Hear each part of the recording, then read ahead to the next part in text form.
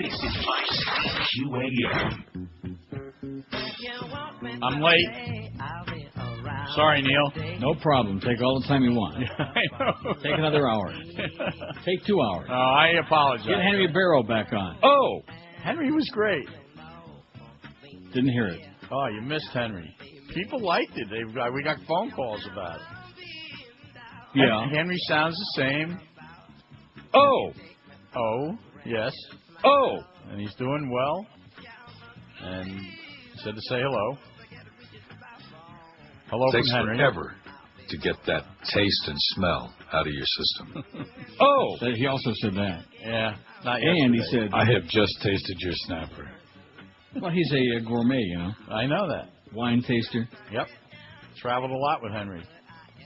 Went to 3 different countries with Henry. Really? Yep. Went to Tokyo. Well, I don't know if he...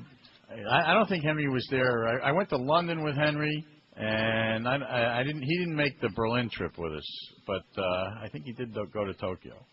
Do the Dolphin games. Oh, we're talking about the Dolphin games. I was do wondering the what this Dolphin was all games about. and see the world. His daughter, boy, she's really something. His daughter, I asked about her. She's teaching now at Coral Gables High School. She's a knockout. She's teaching drama. Yeah, well. Must have gotten her looks from Mom. Yeah, absolutely. Sandy is a nice-looking woman. Absolutely. Right. Rock solid.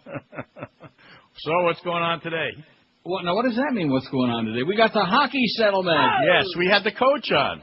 Oh, man. When was that? Around 9:15. That frog? Jacques Martin? Yes. Oh, brother. I sure hope that you kept that short. Well, there were some questions that needed to be asked, I guess. Such as, does ananybody care? No. Do we have any fans? No. Anybody going to show up? No. How much are they going to pump up the attendance? What percentage are they going to pump up the phony attendance this year? About 30, man. Yeah. They said they had, I saw this in the paper today, 8,000 ticket renewals last year, or season tickets. 8,000 season tickets last year? My ass. Get out of here. That's what they're claiming. I don't believe it. I'm not even close. What? She called you from... Oh, in other words, for last season. Yes. Assuming they would have played. Yes. Yeah, right. That's like saying if we would have played last year, every game would have been a sellout. I mean, go argue with that. Well, 8,000 isn't that many. No, you're wrong. I think the last number I heard 2 years ago was down to like 4,000 or 5,000. Yeah, but 8,000 isn't that many. Yeah, well. I mean, they're not going to make it that way. Do you know what the average response... And, of course, the best part of this is that all of these sports networks here, it's like, well, people got to realize that the union still has to ratify this. And I'm thinking to myself, haven't you people learned anything yet? Don't you understand that nobody can handle one more second of this crap? They can't deal with it. And the average response here, not there, here is, oh, they haven't played in so long, we don't care anymore. Well, I wonder if that's true in some other places, too. Well, if it's true here, it's got to be true just about everywhere. I mean, this is supposed to be... You're talking about Toronto. Toronto. Oh, yeah. The hotbed, man. I'll tell you, Bob Ryan told me they don't care in Boston. There you go. And Boston is a pretty good hockey city with a rich tradition. So I don't think it's going to be easy. They always say, the fans will always come back. But, ticket prices if they never played again, wouldn't faze me at all. Although that would bug Geldy. He'd be pretty upset. Well, he wouldn't have a job. But right. In your case, you're as big a hockey fan as I've ever known. Right. Leaf fan since 58. That's 47 years. 47 years, okay? Okay, and if you don't care... And if they never played again, I couldn't care less. If you don't care, then I'm sure a lot of other people who are longtime fans feel the same way. And then with me, it's the same with baseball. Now, they were lucky that they were able to come back, but, I mean, you just get tired of it. The ridiculous salaries and the attitudes and the steroids and the lies and the bull crap, and who cares anymore, The players really took a hit. People think. See, we got hockey on here all the time. They don't have to play anymore. They could just put on tapes of some good old games, and they have to play. And the thing of it is, the way they want to make all these, we're not going to. All these rule changes that are coming. Mm-hmm. Basically, it's like saying, well, the game really sucks, so we have to redesign it to make it more exciting and more interesting, and yada yada yada. That's what it boils down to. Yeah, there are a lot of rule changes, and not just one or two. No. Of course, we still don't know if they're going to all go into effect no-tie games anymore, which, see, you want to know what this is all about, this whole thing, what it has been and continues to be all about? It's about what they call the bottom feeders, which includes the Panthers, like Carolina and Anaheim Mighty Ducks, teams that don't draw flies, that are hanging on by a thread, owners who've been sucked into thinking, you're going to make a fortune owning a sports franchise like Alan Cohen, And so they've had to cater to them, as opposed to that was the whole thing with Gary Bettman, representing these owners. And the other thing is, And they don't have a television deal. NBC is not paying any rights. That is correct. As opposed to contraction, which is the only thing they could do, is say, okay, we made a bad mistake. We expanded into markets that can't and will never support this sport. Nobody gives a crap there. And just get rid of them. Maybe they think by adding 4 playoff teams, it'll help in some of those and that's places. the other thing. Now, isn't that great? Yeah. So, in other words, why even play the regular season? Why not just start with the playoffs? You have 20 playoff teams. What's the point of having an 82-game season if almost everybody now makes the playoffs? I mean, that's just pathetic. Yeah. So, like I said, Hubman and Dreard, like the Chinese say, probably, or maybe even Japanese. That's a very popular hockey expression. Yes. It absolutely is. Especially when Harold Ballard owned the Leafs, a lot of people were saying that. Even the Goyim were saying that. All right, Neil. Well, don't do any more of that getting too much rest. I heard you saying that you got too much sleep 2 nights ago. Yeah, I was sluggish Not good. yesterday. Yeah, I won't do that again. No. Get about 4 hours sleep and then come in and like just incoherent, and then you'll be like sharp as a tack, and then you'll have to go home and take a nap, which will save you a lot of money. Yeah, I won't be plunging. That's correct. I think I might today, though. Really? I'm getting the urge. Thursday. Well, let me take a look and see what we got today. Well, you got Belmont, Hollywood. Yeah. Oh, they're still showing replays. Oh, it's only 10 o'clock in the morning. They're showing replays from the Meadowlands last night. There's Michael LeChance, and there's Brian Sears. Nice going, Brian. You wouldn't know Brian Sears from Sears Roebuck. You're right about that. I know that. And you're better off. Yeah, I've got Brian enough. Sears is great. He's the best driver in the world right now, and he drove at Pompano Park. That's where he got his start, him and Dad Jay Sears. Pompano Park story. We want to keep all these things short. Hockey, harness racing, all the things that nobody cares about. Sorry, we apologize. But it's on my time anyway, so it's not a problem. Yeah. I don't mean to, be intrusive. No, that's okay, but that's why I'm sure that's why you slopped over today, because you knew I'd mentioned something about hockey. You had Jack Martin on, huh? Jacques Martin. Yes, hey, Froggy, you're going to be in for a real surprise, sweetheart. He seemed nice enough. He's a very nice guy, maybe too nice. He was always made the playoffs with Ottawa. They always choked and lost in the first round. Leafs always pummeled them. But he is a very nice guy. You know what they say about nice guys, don't you? What Leo DeRocher said. Yep. On that note, have a great day and win a lot today. I have a feeling you're going to kick some ass today. It's Thursday, July 14th. It's an omen. I'm feeling good. Great. Have a great day, Neil. I'll see you Tuesday. Oh, that's right. Always fresh in my mind. And I know you look forward to it. Yes. To what? To the next 4 days. That is correct. Yeah. What a life you have. Absolutely. The best. Absolutely correct, sir. See ya. Session with Hokie.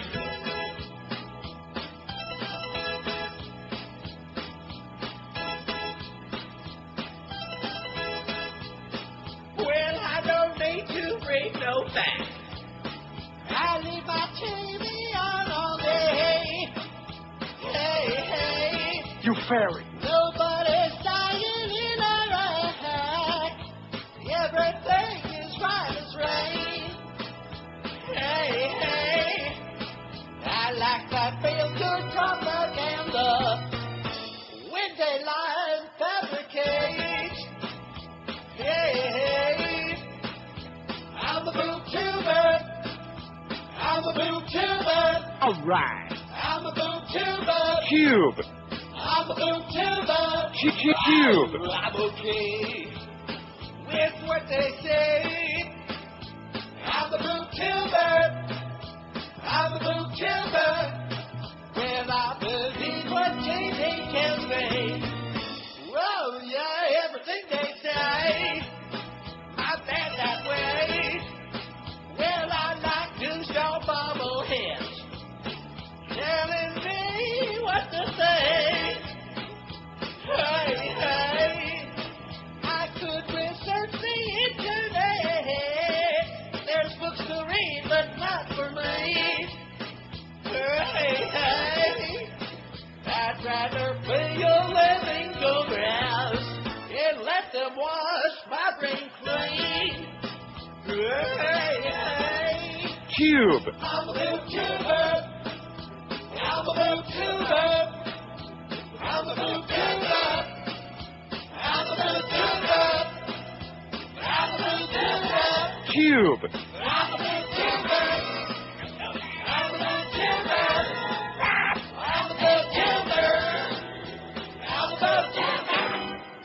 12 minutes after 10 already. It's break time, boys and girls, and we just got started. How do you like that?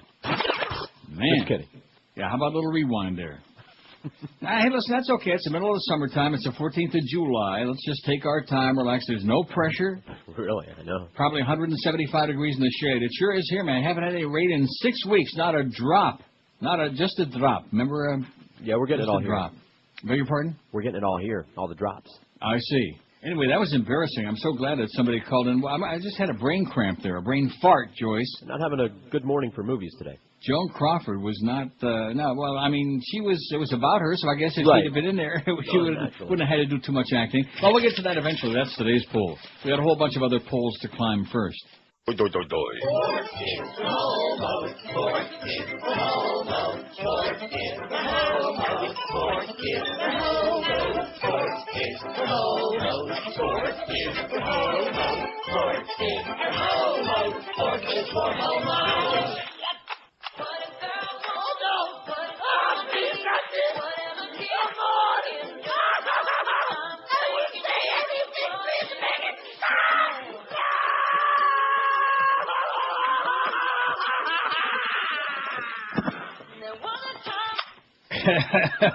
Get her ass, man. 10:17. Of course, a lot of guys think that she's really hot, which just drives me crazy. It drives me almost as crazy as the sports fraternity in South Florida. Probably not just a South Florida thing either. Wouldn't you think it's kind of like nationwide? The sports fraternity? Yeah, the jock fraternity, where they all kind of like suck around together and all like they're all just terrified of saying like anything negatory about anybody else. I just don't. I can't stand it. But nevertheless. More good news from Iraq. Let's hear it. I mean, that thing, we've really got that button down. The insurgency, like Cheney said, is definitely in its death throes. Right. It's coughing up blood. There are a lot of people thrown in, a lot of people dying. A suicide car bomber sped up to American soldiers distributing candy to children and detonated his explosives yesterday, killing up to 27 other people. Did you talk about this? Nope. U.S. and Iraqi officials say one U.S. soldier was killed, about a dozen children among the dead. At least 21 others, including 3 U.S. soldiers, were wounded in the attack. You know, it's interesting when they say they were wounded. See, that's all you ever hear. Right. Because we don't see the pictures because it's very bad for business and bad for the Fourth Reich that see the pictures of the soldiers with their arms blown off and their legs blown off or both. And with like, their eyes not functioning anymore. All of these things. You know, just minor things. All of these things. Permanently disfigured, crippled for life. A suicide attacker also killed 25 people Sunday at an Iraqi army recruiting centers, we told you the other day. It just goes on. People are dying like flies, and a lot of blood on a lot of people's hands, and they just get away clean, that's all. How's Karl Rove doing, by the way? He hasn't got his promotion yet. Oh. You just look at him. Yeah, you just look at him and you see an evildoer right there. Just take a look at him. He looks nervous, like any day he's going to get caught with his finger in the cookie jar or up somebody's or whatever he's doing. Or both. Not to mention, of course, outing Valerie Plame. And this business about, well, he didn't mention her name. What difference does it make? If I said Mrs. Joe Schwartz, who lives down the street, I don't know what her name is. Yeah. Yeah. Yeah, right. If I said Ed Wilson's wife, I shouldn't have said Wilson. Whatever. I mean, talk about trying to squeeze out on technicalities. Remember the fuss they made when Clinton said, well, it's all about what it is means. All that other antics with semantics, baby. Quit playing the games, okay? You're guilty as hell. Resign. Show a little bit of chutzpah, a little bit of balls, and get the hell out of there already. That's funny. I'm just telling you. Resign. My BlackBerry just went off. What the hell is this? It could be something really important. It says, look at that. For my friend Ken Halpern from Nationwide Limos. Leave me alone, Ken. Here's George's poll from yesterday. Which possession could you absolutely not live without? My car, 242. I'm living fine without mine. I got 2 fine, beautiful Corvettes, and I'm doing just fine without them. I used you as an example.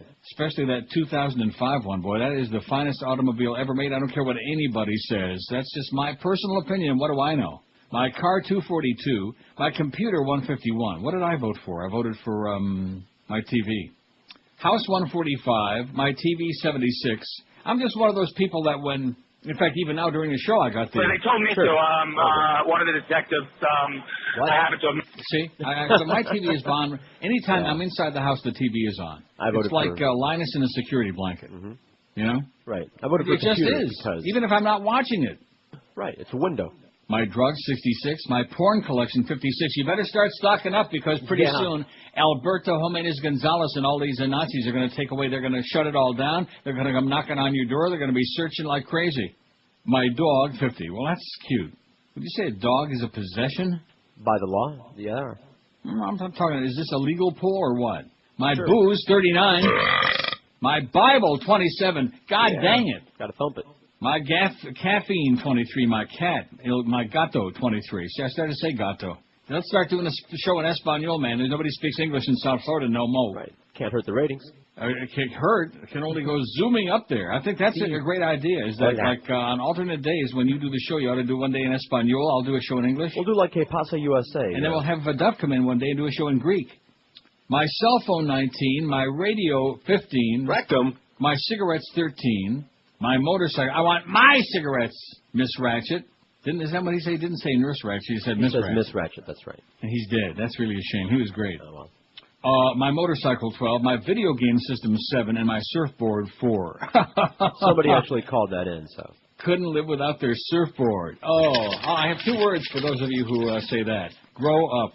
Now, here's the intermediate poll we did early this morning. What's your take on the NHL hockey settlement? And, of course, it hasn't been ratified yet.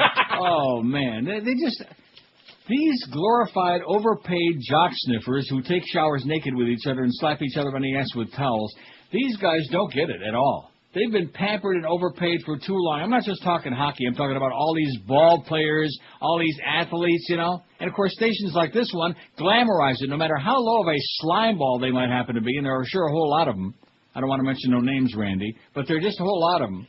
It didn't make any difference. It's like I was telling you before the show. I watched a documentary last night on CBC about this guru in India, which I can't... His something Baba, not Alibaba, but probably akin to Alibaba. Okay. And he's a pedophile. He's like a little munchkin guy, 78 years old. He's about 5 feet tall. And they had these people on talking about how they molested their son. And then they had all these other people talking the same stuff. And the disciples don't care. They don't care. And he does all these phony sleight of hand magic tricks, making watches appear and all this other stuff. And then come to find out that all this gold that he supposedly has is like it's paste. It's crap. It like starts flaking and falling apart. It's something you buy like off an infomercial on TV. Other than, of course, the deluxe flavor wave. So now what was I talking about with the Alibaba? That he's a pedophile and they're glorifying him and right. Same crap. How they glorify slime balls. Just like the Catholic Church. You know, they can knock all they want, but the world loves a slime ball. The Germans, the Austrians, they loved Hitler, man. They loved him. Just like the Americans love Bush, or at least half of the Americans. The country's drawn right down the middle. I got a new poll on that. He's not quite as popular in his credibility. He, in fact, it says he's almost getting in Greg Reed's class as far as lack of credibility. Now, that's bad. You know what I'm saying?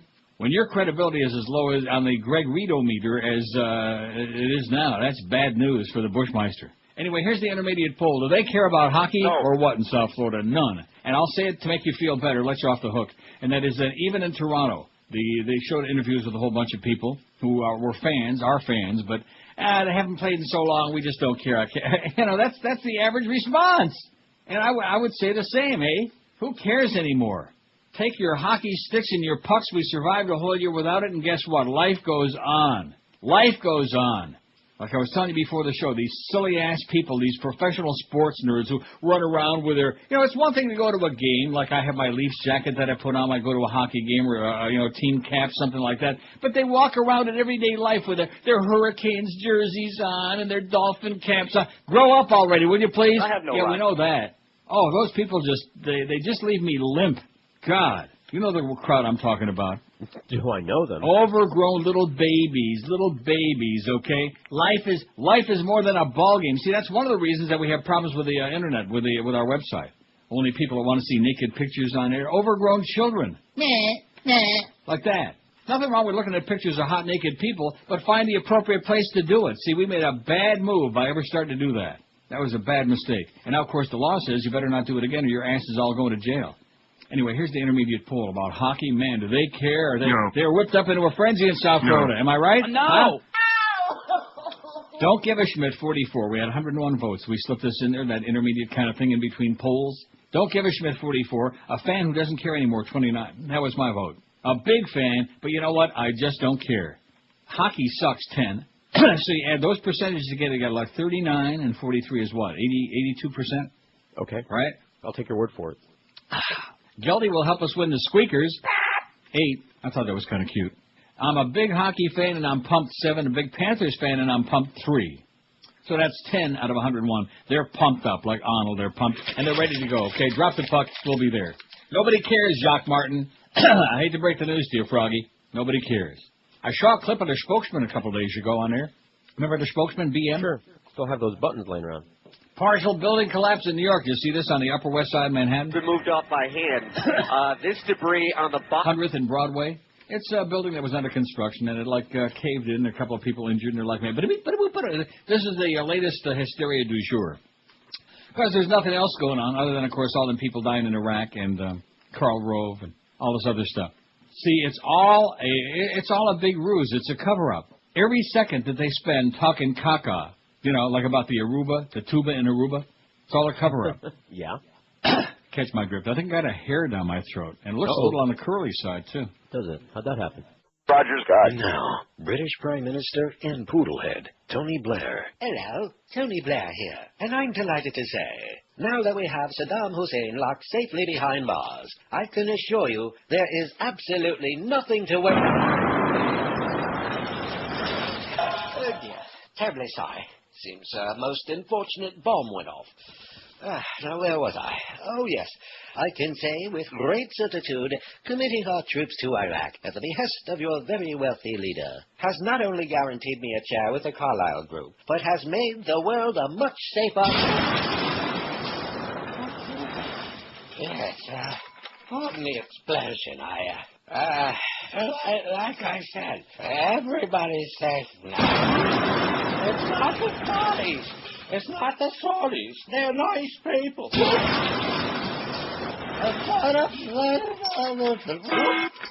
Oh, you notice that they've identified 4 Brits, 3 of whom, I think it was at least 3, are of Pakistani descent. Correct. I just mentioned that in all born and passing. raised All of them there. were? All of them are, all that they've found are so far born and raised of Pakistani descent. They're packing it? Yes. Well, I'll be damned. Not anymore, they're not. No. I wish they'd have packed it a little more carefully before they left the house so they wouldn't have gone off in the, But nevertheless. 5 cents. Now, let's give you the poll for today, okay? I'm a little bit, I'm PO'd about that whole sports fraternity thing because the Jimmy Syphilis thing is the epitome, and this goes on all the time, See, people would say, well, Neil, you're so negative. No matter who they picked, you would have not. No, I would not. If it would have been a professional broadcaster, somebody with like some credentials, somebody really with some talent, but a guy's never broadcast an NFL game in his life, and now he's the voice of the Dolphins. I'm sorry, excuse me. Even Geldy has done in some fill-in games for the Panthers. Not that he, of course, was the best choice, but nevertheless, it's South Florida. What do you expect? And nobody cares about hockey anyway. I think he'll do okay, as a matter of fact. You know what? Okay. I didn't say great. I think he'll do okay. Okay, you'll be great, okay? Great. Spectacular. He'll be like another Bill Hewitt. Not. Who best fits this description? An actor or actress in a TV or movie role they didn't have to act much for. I think that Joan Crawford in Mommy Dearest that was good. Typecast. Yeah. Anyway, we took that off of there. And thanks, Eric, for getting that off of there right away. Just, disappeared. Did Eric do that, or you did that, Josh? Well, I told him, and he did it. He did it. Well, he's obedient that way, you know what? 106 votes so far. Who best fits that? Somebody who just... and I voted for the one that's winning hands down. Sly Stallone in Rocky. I mean, he's a moron. Absolutely. He's a dullard. All he had to do was just be himself and read the lines. Yo, Adrian. He actually wrote that movie. You know something? Because it was him. Right, exactly. It was his life story, man. Sly Stallone. He couldn't act his way out of a paper sack. Plus, the Italian stallion from the word around the locker room is, hung like a gnat. But not that that's important, of course. Not Nat King Cole, just like a gnat. Sly Stallone in Rocky, 56. Jack Nicholson, Cuckoo's Nest, 26. Spencer Tracy, any movie he was in, 13. See, I'm glad to see that I'm not the only one who feels that way. He was the only movie he was ever in that I saw him in that he was different was Dr. Jicka and Dave Hyde. Tom Jicka and Dave Hyde. Oh, and speaking of Tom Jicka, I'm all over the place, but when you're only on twice a week, you have a lot of crap stored up. I'll get to Jick in a second. Tom Cruise in Magnolia, 7. And now that everybody's turned on him, and rightfully so, deservedly so, Tom, you idiot, you fairy. They're piling on that. He's got 7 votes, and I would agree. Yeah, that was him. And Betty Davis in Whatever Happened to Baby Jane, 3. Yeah, she is an old shrew. I had that feeling. Maybe I'm wrong. Maybe she was a very nice person. I don't think so. Betty Davis? Not from what I've read about her. I never liked her. No, I liked her in the movies. I thought her acting was great. She always played... in these interviews, she always came off like with this huge ego. Yes. Well, it doesn't make much difference now because she's still dead. Okay, anyway, getting back to Tom Jicka before we take any of these calls, because this is a building poll. We need a whole bunch of choices on here. We might actually get some votes. 1,000 votes today, Josh. Oh! Not. 100 votes today. Oh, we already got 107. No, but Tom Jicka, I was thinking about this in the shower this morning. In the shower, I think about bizarre things. Okay. When I'm doing my body wash. No, seriously, now, is there anybody that's still using soap before I talk about Jicka? Not here. I think Miguel said a couple of weeks ago we were talking about the body wash thing. He's still using soap. And that, of course, is because being Cuban, which you're one of the exceptions, but being Cuban, he's afraid he's going to drop it. He's got soap on a rope, he says. I see. But nevertheless, see, you're missing my point. That's why he's still using it. He thinks he's going to drop it. At any rate, getting back to Tom Jicka. Here's a guy, my close little bald-headed friend, who's been very nice to me, written a lot of nice stuff about me over the years, but never. I can't let that color my judgment. The fact of the matter is, I was thinking about all the bonehead things that have gone on in this radio station for the last 2 or 3 years, and there have been so many. I mean, they've done everything in their power. You talk about the explosions in in London last week. They've done everything in their power to just decimate this place. I don't know how the hell we continue going, to be honest with you. It place every obstacle in your way, continue fiddling with the format, start changing everybody's time slot, making all kinds of threats with Joyce and that legal crap. And Tom Jicka, see, nobody writes a word about it. See, the sports nerds, although I know that Sarney wrote that column last week raving about the afternoon guy in Palm Beach and about he's the best sports guy in the afternoon. My ass, Sarney, what happened, man? It's turn you down? That is just unbelievable. That is so unconscionable. But that's Sarney for you, you know. He's always, 850 is a must for any savvy sports fan to have a button on your... Yeah, you ought to have a button on your... Rectum. Man, Sarney, you're pathetic. But they just won't criticize, you know. And he also was sucking up to a Rich Waltz again about, he got some criticism in the beginning, but every game he's getting better. Is he getting better? No, he's the same. He sucks. He's bad, that's all. If somebody's good, they're good, okay? Joe Angel, he was good. Not great, but he was good. Rich Waltz sucks. Dave Van Boring, good voice. He's boring, that's all. Josh don't need to say a word. And he won't. But Jicka won't write about any of this insanity that goes on, and he's supposed to be the only one left who occasionally, once every 6 months, writes something about local radio, although not lately, but because of the fact that he fills in for Eddie Kay. He's part of our fraternity again. He fills in on this station. So is he going to, and I'm not saying he's never written anything critical, because he has, but like the Stern debacle and all the other stuff that's going on, is he going to write about it? No. So basically, this radio show, and of course that's why they resent me and hate you like poison. They can't afford to hate me, but they hate you like poison as a result. And I apologize. I'm sorry that you have to, bear the brunt of it. But too bad. Yeah. With all the big bucks you're making, what's the least you can do? It's more than worth its while. Is deflect all of the hatred and the animosity and the hysteria and the psychosis of all of these middle and upper level management people. That. And by the way, Clarence, you can come in the morning if you want when I'm on, but what's the point? You got nothing to say. At least when Duff comes in, I don't want to stick up with Duff. You fairy. But it's just, Clarence he brings nothing to the table, you know what I'm saying? Strapped it on and you go out. Yeah. Rectum. Holy cow. Or as Rick Weaver would say, holy Toledo. In fact, I think that's where he last strapped it on. Anyway, do I seem like I'm rambling? I'm pissed off at the fact that nobody says anything. Everybody is a suck-up. Enough of the sucking already. Jesus K. Christ. Just be objective. You don't have to rip everybody or kiss everybody's ass. Have an opinion. And this business that Jimmy Cephalo is going to do such a great job doing the Dolphin play-by-play, based on what? First of all, to be a play-by-play guy, he's got to be dynamic in the first place. Dynamic, have a personality. Jimmy, he's okay on TV on the sports they're on 10, but he's got a personality like Vanilla Ice Cream, He's a very low-key kind of boring guy. Well, that to me, we already got boring on the baseball games. At least one thing for Geldy, nobody's going to accuse him of being boring on the Panther games, okay? He'll be animated. He'll be hyperventilated. You know what I'm saying? What are you saying? I think he could be okay. Well, he likes it, so he's got a genuine... He likes it. He knows it. He understands it. He's enthusiastic about it. And see, for hockey, you don't have to have your regular, ordinary voice. I could go through a whole litany of things about hockey announcers and the ones who had, like Bob Cole with a great voice, and Joe Bowen. But then there's like Bill and Foster Hewitt who had bizarre voices and still were great, You don't have to have it. And Johnny Most in the Celtics, that the guy mentioned the other day, with a gravelly voice. And Bob Prince the same, with kind of like a gravel voice. At any rate, look at that, the death toll in London 53 from that incident. And there's an update from Prison Planet on the thing about, and that's a true story, even though you don't believe it probably, about the exercises that were taking place simultaneous at almost exactly the same time. On Why that wouldn't I morning. believe it? Oh, I don't mean you. I mean just the people in the audience. There's an update on it. I just passed it along. It'll be on either today or tomorrow on the website. Assuming, of course, that you people are reading the stories, the news stories on our website, that Josh is working so feverishly to get on there. Man. No naked pictures. We don't want to see that website. No naked pictures. We want those naked pictures every day. If you won't bring the naked pictures back, we will not look. We don't want to hear it. We don't want to know nothing from it. You bastard. You piece of crap. You. That's it. That's the way it is. 1042 at 560 WQAM. Stop. Hey, I'm looking for the tenures. You know the tenure? Dang it, dirty. Get your filthy fist off me, I ain't no faggot. I'm just looking for the tenure. This guy, he'll know something. Hey, have you heard of the tenure? Oui, monsieur. No, not the captain and tenure. Is it tenure? Oh, by the way, son, tenure or tenure? Tenure. All right, which one of you guys is the tenure? I am not the tenure.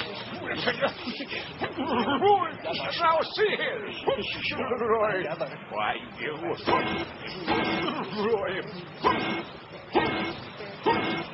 You'll come with us, monsieur. Ah, no, you don't. You ain't gonna get me, Thomas. It's a Mephisto thing. Baguette. You French baguette. What's the rectum? It's a gay club, you moron.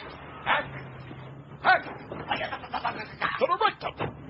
You tell me it's a sports bar. How do you know, you stupid chick? Leave him alone. Shut up, you moron! To the rectum, you yellow bastard! You watch it, Moses. He's a black belt. All right, you rice muncher. You asked for it. Roy.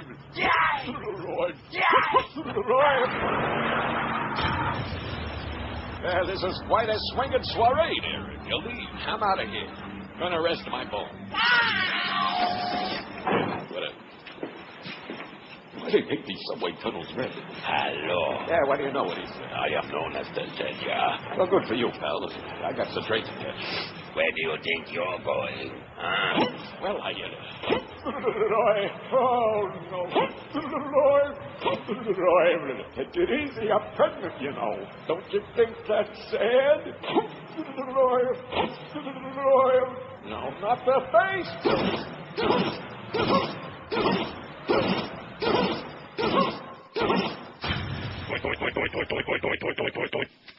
I can honestly say I haven't got a clue. No, you're not supposed to. What do you mean by that? It's a parody of the movie Irreversible, so if you haven't seen it, then it's not. Oh, I see. Which is another backwards movie like Memento. I see, said the blind man. I haven't got any idea. It's well, so if you didn't see the movie, you don't know what the bit right. is. Oh, that's good. Ken Halpern, by the way, I emailed you back. You say one thing on this show, which I guess is a good sign, and all of a sudden everybody in the whole universe is talking about it. I said to Hank there at the end of the crossover, I said, I'll see you Tuesday. So right. Ken, wanting to be the dutiful limo driver, are you coming back to town Tuesday? Hey, absolutely not, Ken. That was figuratively speaking what I should have said, and I'll be very careful in my verbiage in the future. I'll talk to you Tuesday, not I'll see you. I don't think I'll probably ever see the Humper again, or any of you folks, but, I mean, don't take it personally. Gee, well. I just won't be there, you know. I mean, I'll be there, but not in the building. Right. You'll be Unless, here of course, spirit. we meet at the track or something like that. Here is the definitive answer for our poll. We've got to start building this poll. Nice going, Mitch in Hollywood. This is exactly what I had in mind. Adam Sandler and Happy Gilmore. Okay. You don't agree? Oh, I never saw Happy Gilmore, so. Well, it's irreversible. The effects of seeing it are irreversible. Oh, that's right. You don't go to the hockey games, so you never saw the clips that they use at the hockey games with the Bob Barker punching. I saw that on TV. Yeah. Well, there you go. Okay. Adam Sandler and Happy Gilmore. Let's get that on right away. It's going to go zooming toward the top because that's the definitive answer. Nice going, Mitch. 5670560 pound 560 on the Verizon and Singular wireless lines. An actor or actress in a TV or in the movies who didn't have to act for a role much. Did I say that? Did I say that well? It came across. Okay, that's good. WQAM, hello. Hey, Neil, got one for your poll and a question Yes, sir. for George. Okay. Keanu Reeves, Bill and Ted's Excellent Adventure. Yes, that's the winner. Okay, that's definitive again. Perfect. Okay, and my question for George is on Neil's noises. Is Buffalo Bill on there anywhere? No. Okay. Are you going to put it No. on there? Okay. It's one of the best. What do you Yes, want? it is. Nothing. It rubs the lotion on its skin. It does this whenever it's told. Good luck to you, All Pally. right. Thanks, Neil. Thanks, good choice. Yeah, Keanu Reeves. We don't like her. I mean, him at all, do we? It rubs the lotion on its skin, or else it gets the hose again. Okay, I know what the next one is, and I'm not really sure about the bleep, so yeah. Hey, we got to be really sure, man, because when in doubt, we got to bleep it out. That's the American effing way now. I mean, the American way. WQAM, hello. Hey, how about Robin Williams and pretty much anything he's in, number one? Yeah, that's right. Always the same. He's always Dr. Pat. What's that? Patch Adams. He's always Exactly. And also, I used some liquid soap when I was away. I stayed at an aunt's house, and there was no way I was touching that bar soap, so I found the light, man. It works great. Nice going, Pally. He found the light. Let's hear And it. I used flops, too, while I was there. I went to some casino, and I won a little bit of cash. Excellent. So that's another thing. I learned two things when I was away, so Well, take care, you see Neil. what I'm doing for your life? Yeah, I went away, too, and I found a place, Memphis, which sounds like a backwards town, but it actually had life more than Florida, and the people were much nicer, so... Where was it? Memphis, Tennessee. It sounds like you Oh, went to Pecker. Memphis. Oh, no. Holy You know, no, moly. it's dirty, but there was life Well, there. Chuck That's Berry what I likes it. Okay, listen, quit while you're ahead. Thanks. See ya. So, see, he discovered a body wash. He sounded like a manly man, not like some kind of little pansy, some little lisping pansy. See, thank God that television doesn't stereotype minorities, you know, like blacks or like or like gays, things like that, or like Cajulios, you know. Right. Lucy, Well, and that of was course him. we had Speedy Gonzalez, all of that stuff. You know. Ricky wasn't a stereotype. That was him. Not at all. Hey, listen, they keep talking about what a shrewd businessman he was. He was. Desi Arnaz. He was. Desi Lou. Lucy. And don't forget, they slept in separate beds. Line 9, QAM, hello. Jumbo! See, no matter which line it is, does it really make a difference? No. Moving right along. WQAM, hello. Vin Baldy Diesel. What is it? What did he say? He said Vin Baldy Diesel, but I don't know what movie he would be. What does that referring mean? to. I don't know. In other words, He's he's picking just on like Vin Diesel again? He's just like the superheroes that he pretends to be. Is that Yeah. his point? I don't get it. Oh, this Fantastic Four. Have you seen it yet? Yeah, I saw it. It was fine. Now, don't sound too enthusiastic. Was It was fine. was it better than War of the Worlds? Oh yeah. There was nothing that made you angry in it. It was just not didn't have a whole lot of action, but then it didn't need to. They were just setting things up. Yeah. And it was fine. It was entertaining. Nothing That one character in there, his complexion looks almost like Wayne. You know what? Talking about the Thing. Yeah. WQAM. Hello. Yeah, I got one for the poll. Yes, sir. Jeff Goldblum. In any movie. Any movie, Jurassic Park. Let's pick one. Well Independence said. Day. Okay, How about The I Fly? agree. Thank you. How about in The Fly? Yeah. Especially after God. he turns into the He Fly. just, I don't know what it is about him. There's something, I feel unclean when I see him. I think you're an anti-Semite. It's got nothing to do with that. Jew hater. Did you see it? Yeah, I saw it. You saw The Fly? What else was he in? He's been in many, He's been in many a lot of movies, things. and The Big none of them Chill, good. None of them good. Jeff Goldblum, any movie he's in, he just gives me spilkies, nervous stomach. Independence Day, he saved the world with an Apple computer. So far, we got 144 votes. We'll get to our 200 today before 2 o'clock. Sly Stallone in Rocky 77. Yo, Adrian, I'm a moron. Yo. Jack Nicholson, Cuckoo's Nest 29. Spencer Tracy, any movie 18. Tom Cruise in Magnolia 10. Hey, Tommy, how's the peeping, Tommy? That's the wrong movie. Betty Davis in Whatever Happened to Baby Jane 6. Keanu Reeves in Bill and Ted's Excellent Adventure 2. Now, you know, that's going to inspire me. The story that rocked Palm Beach in the world. Uncle Ted, dude. Throw on some boxer shorts, let's cruise our bar, and rage with some babes. Excellent. Power, money, women, and poontang. Uncle Ted, dude. Let's use our infamous last names to impress these babes and do the wild thing at the compound. No way, Bill. That's way, Ted. Excellent. They're rich, they're powerful, they like to swim naked. William Kennedy Smith and Ted Kennedy in Bill and Ted's Excellent Adventure Part 2, The Next Genitalia. Excellent. Coming soon to a theater near you. Rated X for excellent. 2 for that, and 1 for Adam Sandler and Happy Gilmore, and none yet for Robin Williams, any movie he was in. Can you name me, other than Good Morning Vietnam? I'll beat you to the punch on that. Other than that, can you name me one movie he was in? I wasn't going to name that one. What? Good Morning Vietnam. It was he still adequate. was pretty It much was the fine. same in that one, Yeah. too, but at least it was a good movie. But that was on again last night, the one with Matt Damon, Good Will Hunting. Yeah, I watched I about saw 2 some seconds it of for that. like 2 seconds. I think he was in Awakenings, wasn't he, with Robert De Niro? Didn't see it. It was good. And he was good? He played a different character? He was relatively normal. No antics, no comedy, all the way through. To me, it's like Patch Adams. That's the definitive no. Robin Williams. There was He's nothing always funny. Robin Williams playing Robin Williams and not being funny. Right. He's funny out of I agree. on stand-up or like on TV, but man, in the movies, he's just pathetic. All that arm-flapping, spazzy stuff was funny for maybe 30 seconds when I was a kid. Yeah, even Carlos out there at the front desk don't flap her arms as much as that just before takeoff. Awakenings wasn't bad. We got that bit. It's funny. But the movie Are was we not. going to be playing a lot of bits here for crying out loud? I think it's an excellent idea. Picture Awakenings, we brought you the inspiring story of Leonard, a man in prison for 40 years by a rare disease, until a courageous doctor freed him with a miraculous new drug. But the drug failed. Leonard. He's not responding, Doctor. Okay, we're going to have to increase the dosage. Bring in the symbols. Now medical science tries again in Awakenings 2, and this time they'll try anything.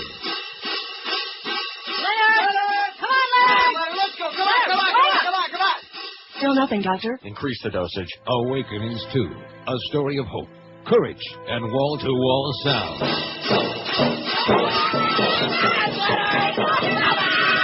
Awakenings 2, where drugs have failed. Can decibels succeed? Awakenings 2, now playing at a theater near you. And, of course, the obvious question for those of us who didn't see Awakenings, did Leonard have his own... Cube! Huh? Several. I bet your fat-ass governor ain't going to be too pleased hearing that bit. Hey, Jeb. You fairy. 10:57 at 560 WQM. And here it is. It's the 14th of July. How's that slot casino thing coming in Florida in Broward? Huh? Yeah. Oh, my God. Ken Halpert emailing me. Am I coming back on Tuesday? Man, do I sound like a mental case? Am I that crazy? I don't think so. Man, oh, man alive. This is the Neil Rogers Show. This is your brain. Any questions? Here's Sylvester Stallone for GNC. Hey, yo, I'm Sly Stallone. You thought I was all washed up, huh? Well, you were right.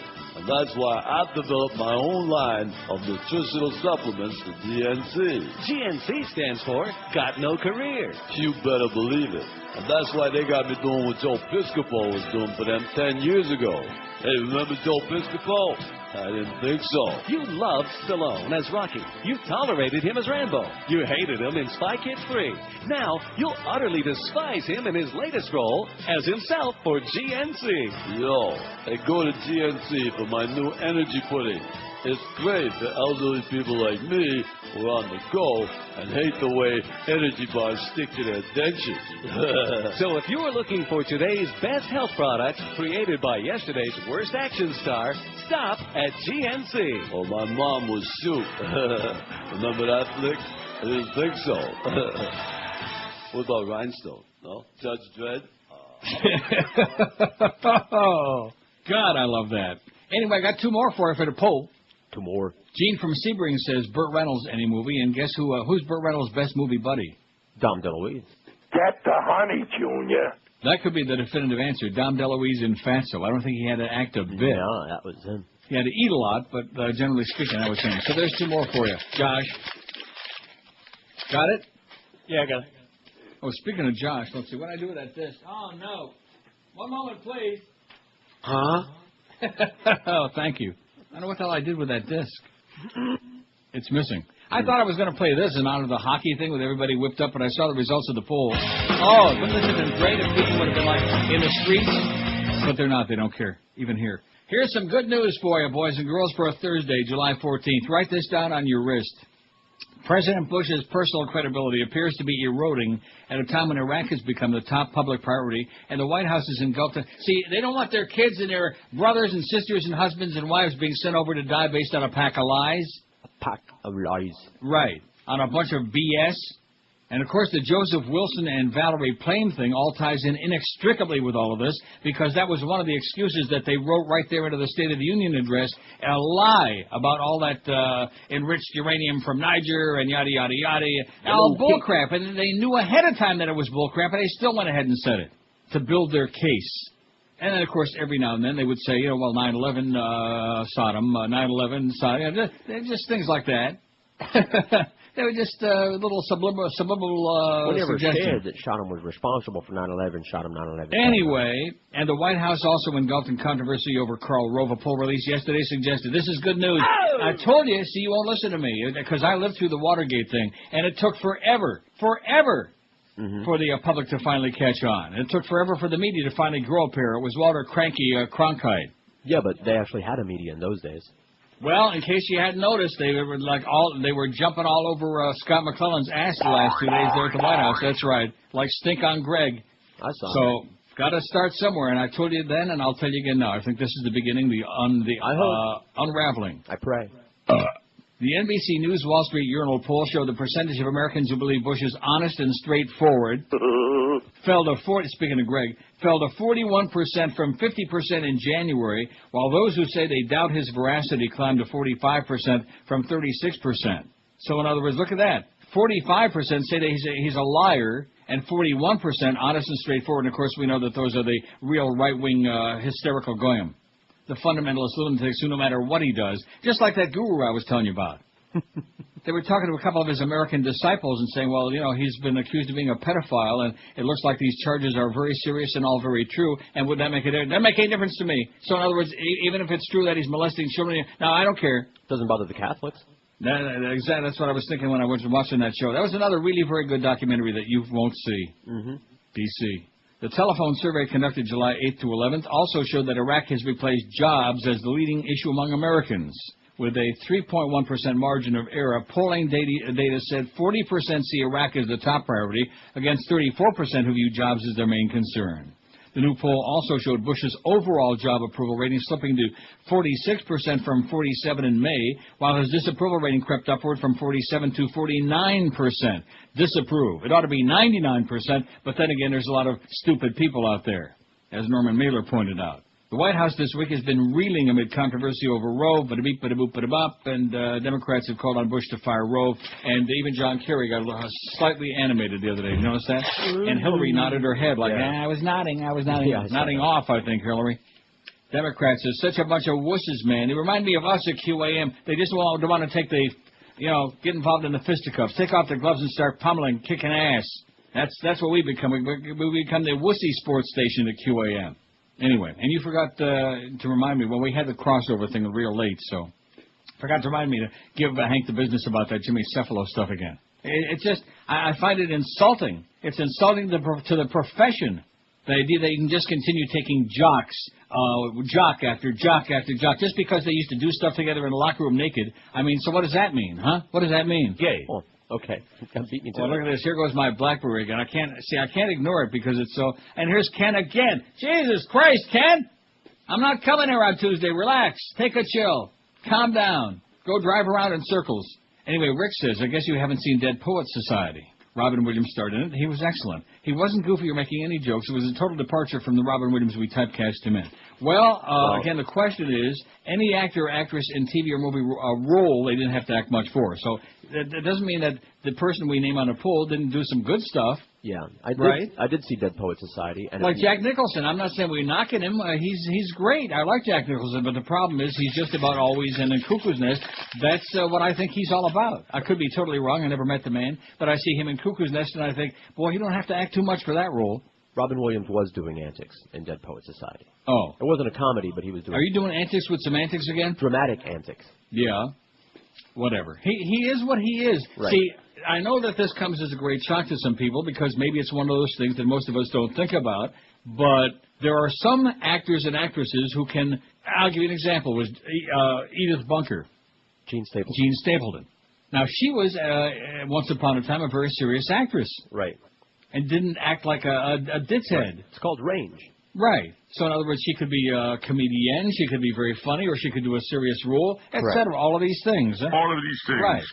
And the really great actor, like Robert Duvall, he was in a movie where he played the priest's brother. Right. What was that movie? True Lies?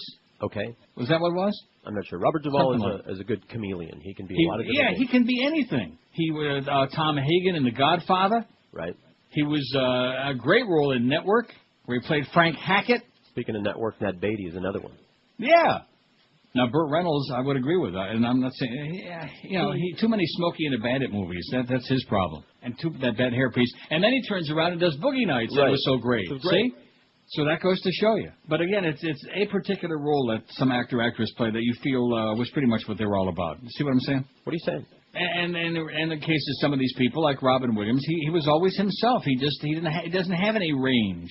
He's always playing himself. He reminds me of Rumpelstiltskin, little munchkin jumping up and down, flapping his arms, hyperventilating. I'm funny, and doing little voices, Yeah.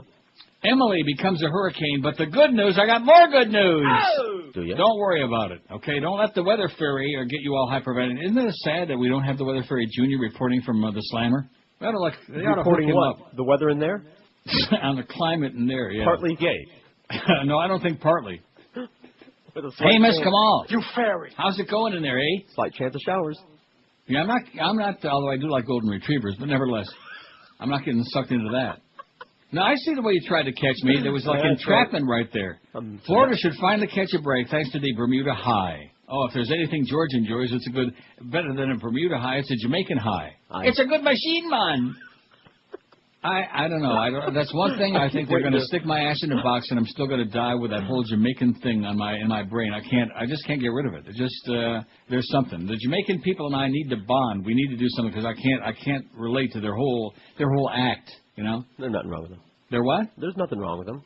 I didn't say there's something wrong with them. I just said I can't relate to their thing, their whole performance in life.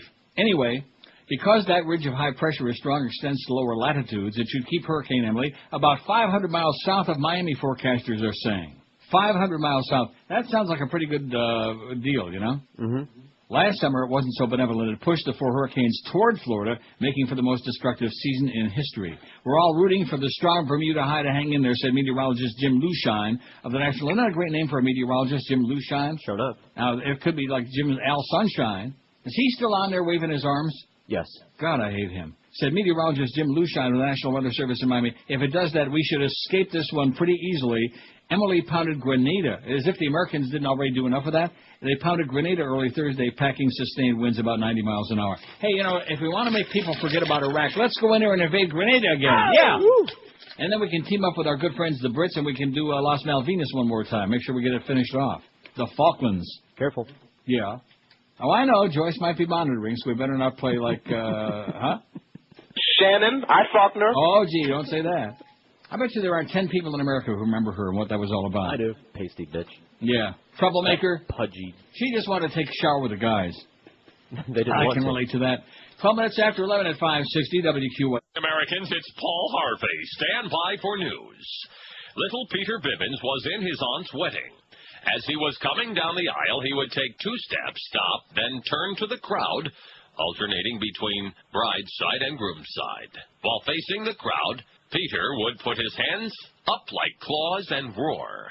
And so it went step, step, roar, step, step, roar, all the way down the aisle.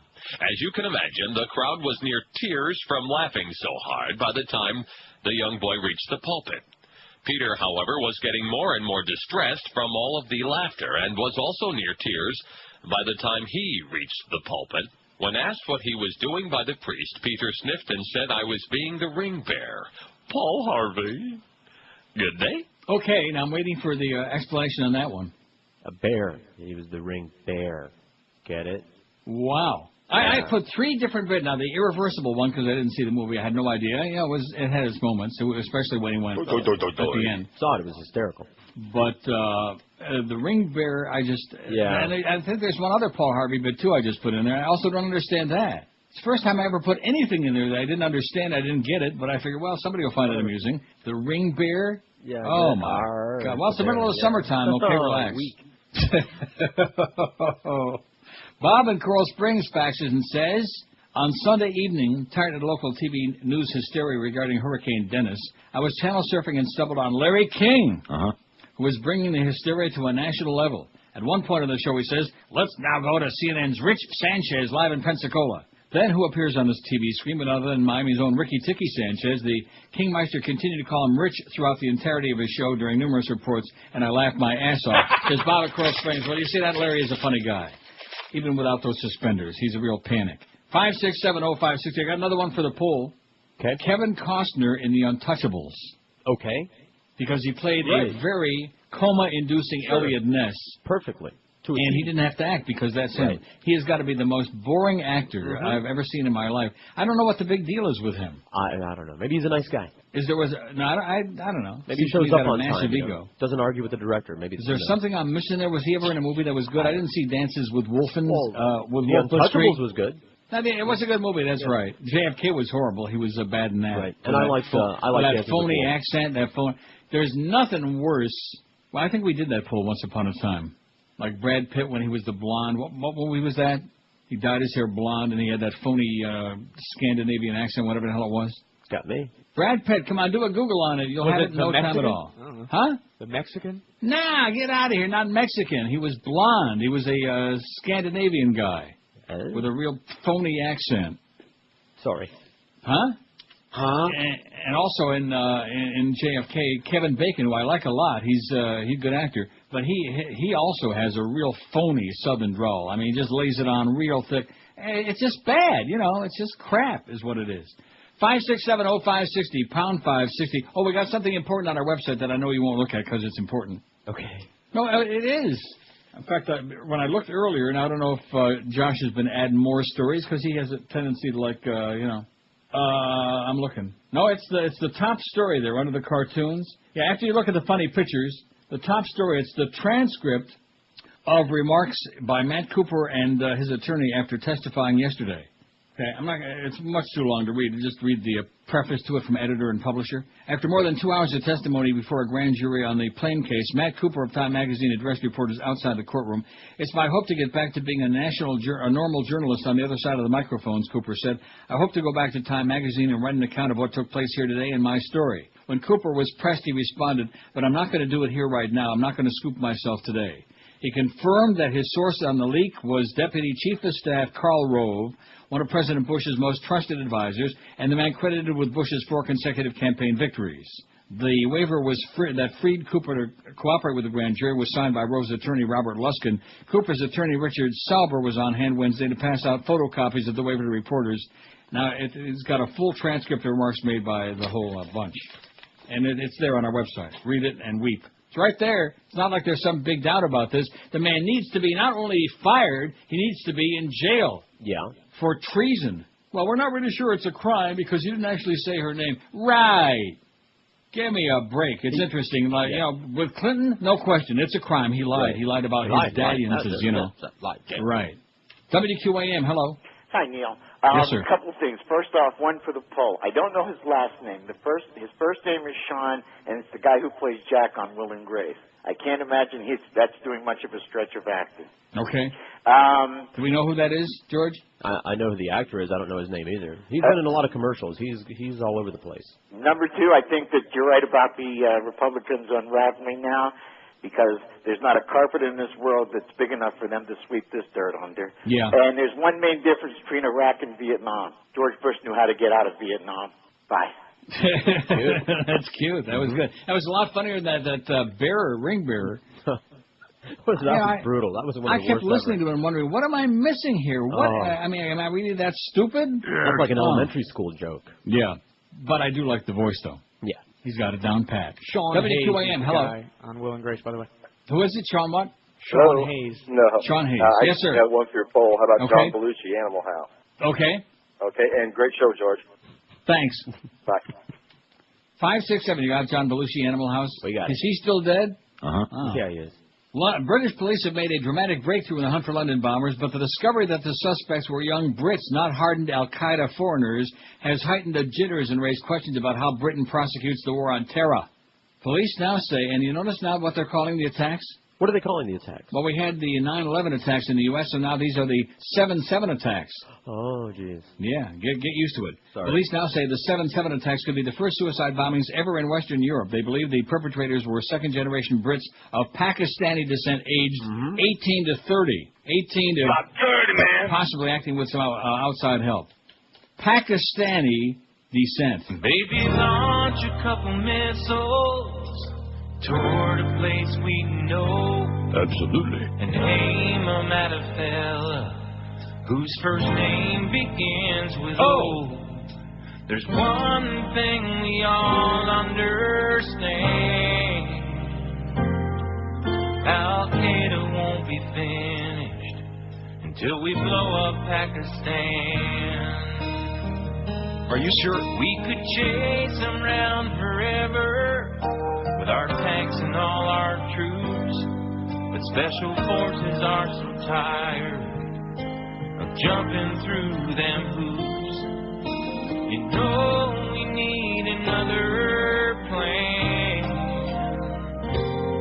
so let's cut out all the nonsense and go blow up Pakistan. Al-Qaeda needs a nuclear tan.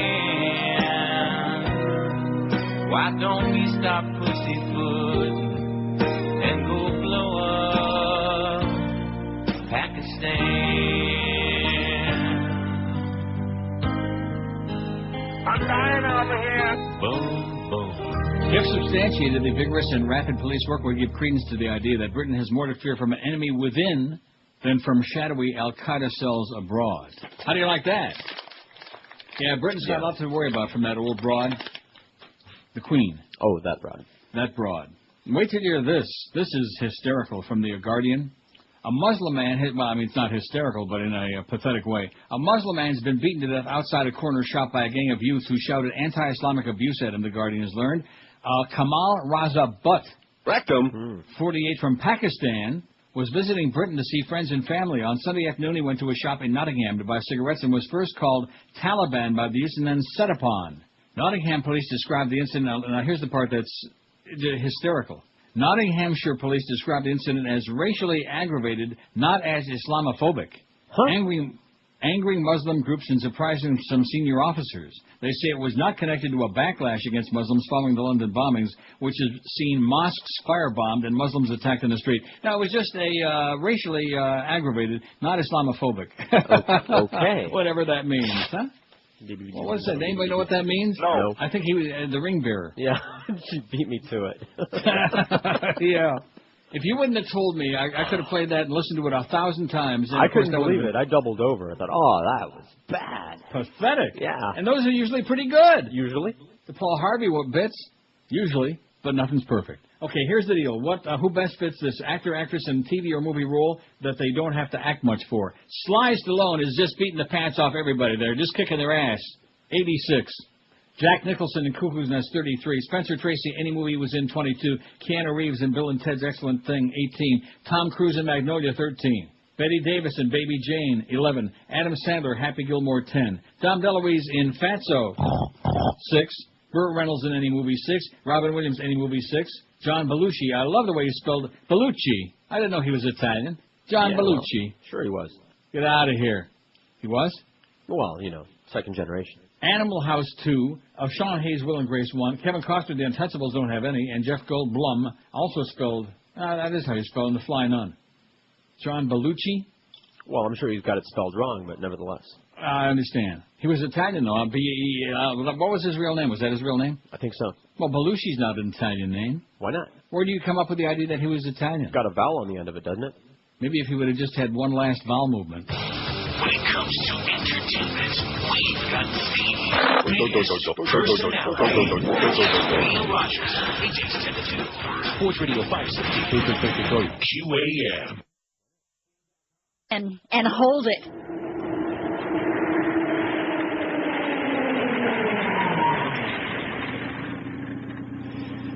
Hey, how the hell are you? Welcome to Jack in the Box. I'm Jack, and I'll be happy to fill your order, if you know what I mean. I'd like a Jack burger and a large fries. Sorry, pal, we're cleaning the grease fryer. We don't have any French fries today. Okay, then just give me a small order of fries, please. Look, Chief, maybe you didn't hear me. I said we don't have any fries today, so how about something else? Oh, okay, then just give me an order of fries. Listen up, pal. Who put the straw in strawberry? Nature did. That's right, nature did. Who put the ape in apricot? Nature did. That's right, nature did. Now listen carefully. Who put the freak in French fries? There ain't no freak in French fries. That's what I've been trying to tell you, butt breath. There ain't no freak in French fries. Now get out of my sight before I shove your teeth so far down your throat you'll have to sit on a Jack Burger to eat it. Oh, and have a nice day. 11:32, and of course he was pretty much the same character in The Shining too. Here's Johnny. Crazy. Mm-hmm. Didn't have to act a lot for that, you don't think? But nevertheless, not that we don't like him. He's great. He was great in A Few Good Men. Right. 5 Easy Pieces. There you go. Longtime defense attorney for Lionel Tate withdraws from case. Absolutely correct, sir. Lionel Tate will be relying on a new lawyer as he fights charges that he robbed that pizza delivery man at gunpoint. These are the important things, baby. Hold the anchovies. Broward's, and then go wash your hands with body wash. Broward Circuit Judge Joel Lazarus today granted a request by defense attorney Jim Lewis to leave the case. Lewis has long represented Tate for free, but he tells news partner NBC6 that his time is being taken up right now with a personal divorce. Uh-oh. The judge will be appointing a public defender for Tate, who garnered national attention as a 12-year-old for killing a 6-year-old playmate in 1999. Now 18 and on probation, he risked the possibility of being sent to prison for life if found guilty in the robbery of that pizza delivery man, just because he left off the pepperoni. Now, where was it? Was it Domino's? Oh, no, I'm no comment. We love Domino's, don't we? They're great. Yeah, I think it they was. are great. God, is that good crap. And this is you just wait for the day that this story was coming. A very sad story, but you know, it was just a matter of time, and I'm sure this is not the first time. Miramar, the fastest growing community. Now, was it number 2 on that list? I think it was number 2 in the country. Yeah, Miramar's number 2. Wow. It sure is. It's the deuce. A car hit and killed a Herald newspaper vendor early Thursday morning on Miramar Parkway, police said this morning. Oh, boy. Oh, this isn't the first time. But I'm just saying. The victim, a man in his 30s, About 30, man. was not identified by police because they haven't notified his family yet. Let's see, this came in at 10:46, about 45 minutes ago. The man was crossing the westbound lanes of Miramar Parkway about 200 east of the intersection. I think there's a word left out. Oh, the Sun Sentinel, don't make mistakes. 200 yards, let's say. Yards, feet, east of the intersection with Red Road. He was walking south, crossing traffic to get the media, where he sells newspaper. To get the media? I don't understand this. Get to the median. This story by Andrew Ryan. Hey, Andy, how about a little spell check, a little word check? How about a proofreader, you idiot, you quisling? You fairy. What is this? To get to the median, where he sells newspapers, when a 2005 Ford Mustang struck him, killing the man instantly. The incident remains under investigation. Police haven't released the name of the person driving the Mustang. And, of course, if you're driving a Mustang, do you really want your name released? It's a hazardous job, said Miramar Police spokesman Bill Robertson of newspaper vending. Anytime you're working near moving traffic, there's always the possibility of a dangerous situation, and it's one of the things that frosts my ass. I don't want people bugging me in the middle of the road, you know? Right. It's not a place for business. I mean, I'm not comparing these people to, like, the homeless voice crowd, but it's still a hazard. Sure, for everyone. If I want to get the Sun Sentinel, you'll be pleased to know I canceled the Herald finally. Oh! Good for you. I think that's an idea a lot of people ought to be thinking about. Cancel the Herald. Just say to the Herald, it's not a real newspaper. It's a piece of crap. And since I'm never there, and since nobody I know wants to read it or even unwrap it, why should I be paying for it? Right. And even when I am there, I can read it online just fine. That's okay? right. Don't get your fingers dirty. That's right. Oh, I got a story for you, man. This one, I'm here. It's an edited version of I'm just blown away. It's got a picture here, too, of an editorial that appeared in the L.A. Times. Real Texas boys don't sing soprano. If you're wondering what's happening in America, where America's gone off the rails, so to speak, listen to this. All right. Here it is, the new definition of gender coming to you so straight from Texas. Real boys don't sing soprano. Boys cannot audition for soprano or alto roles in that state's and Texas's all-state choir. Girls cannot audition for tenor or bass, no matter where their talents lie. Daddy sang bass.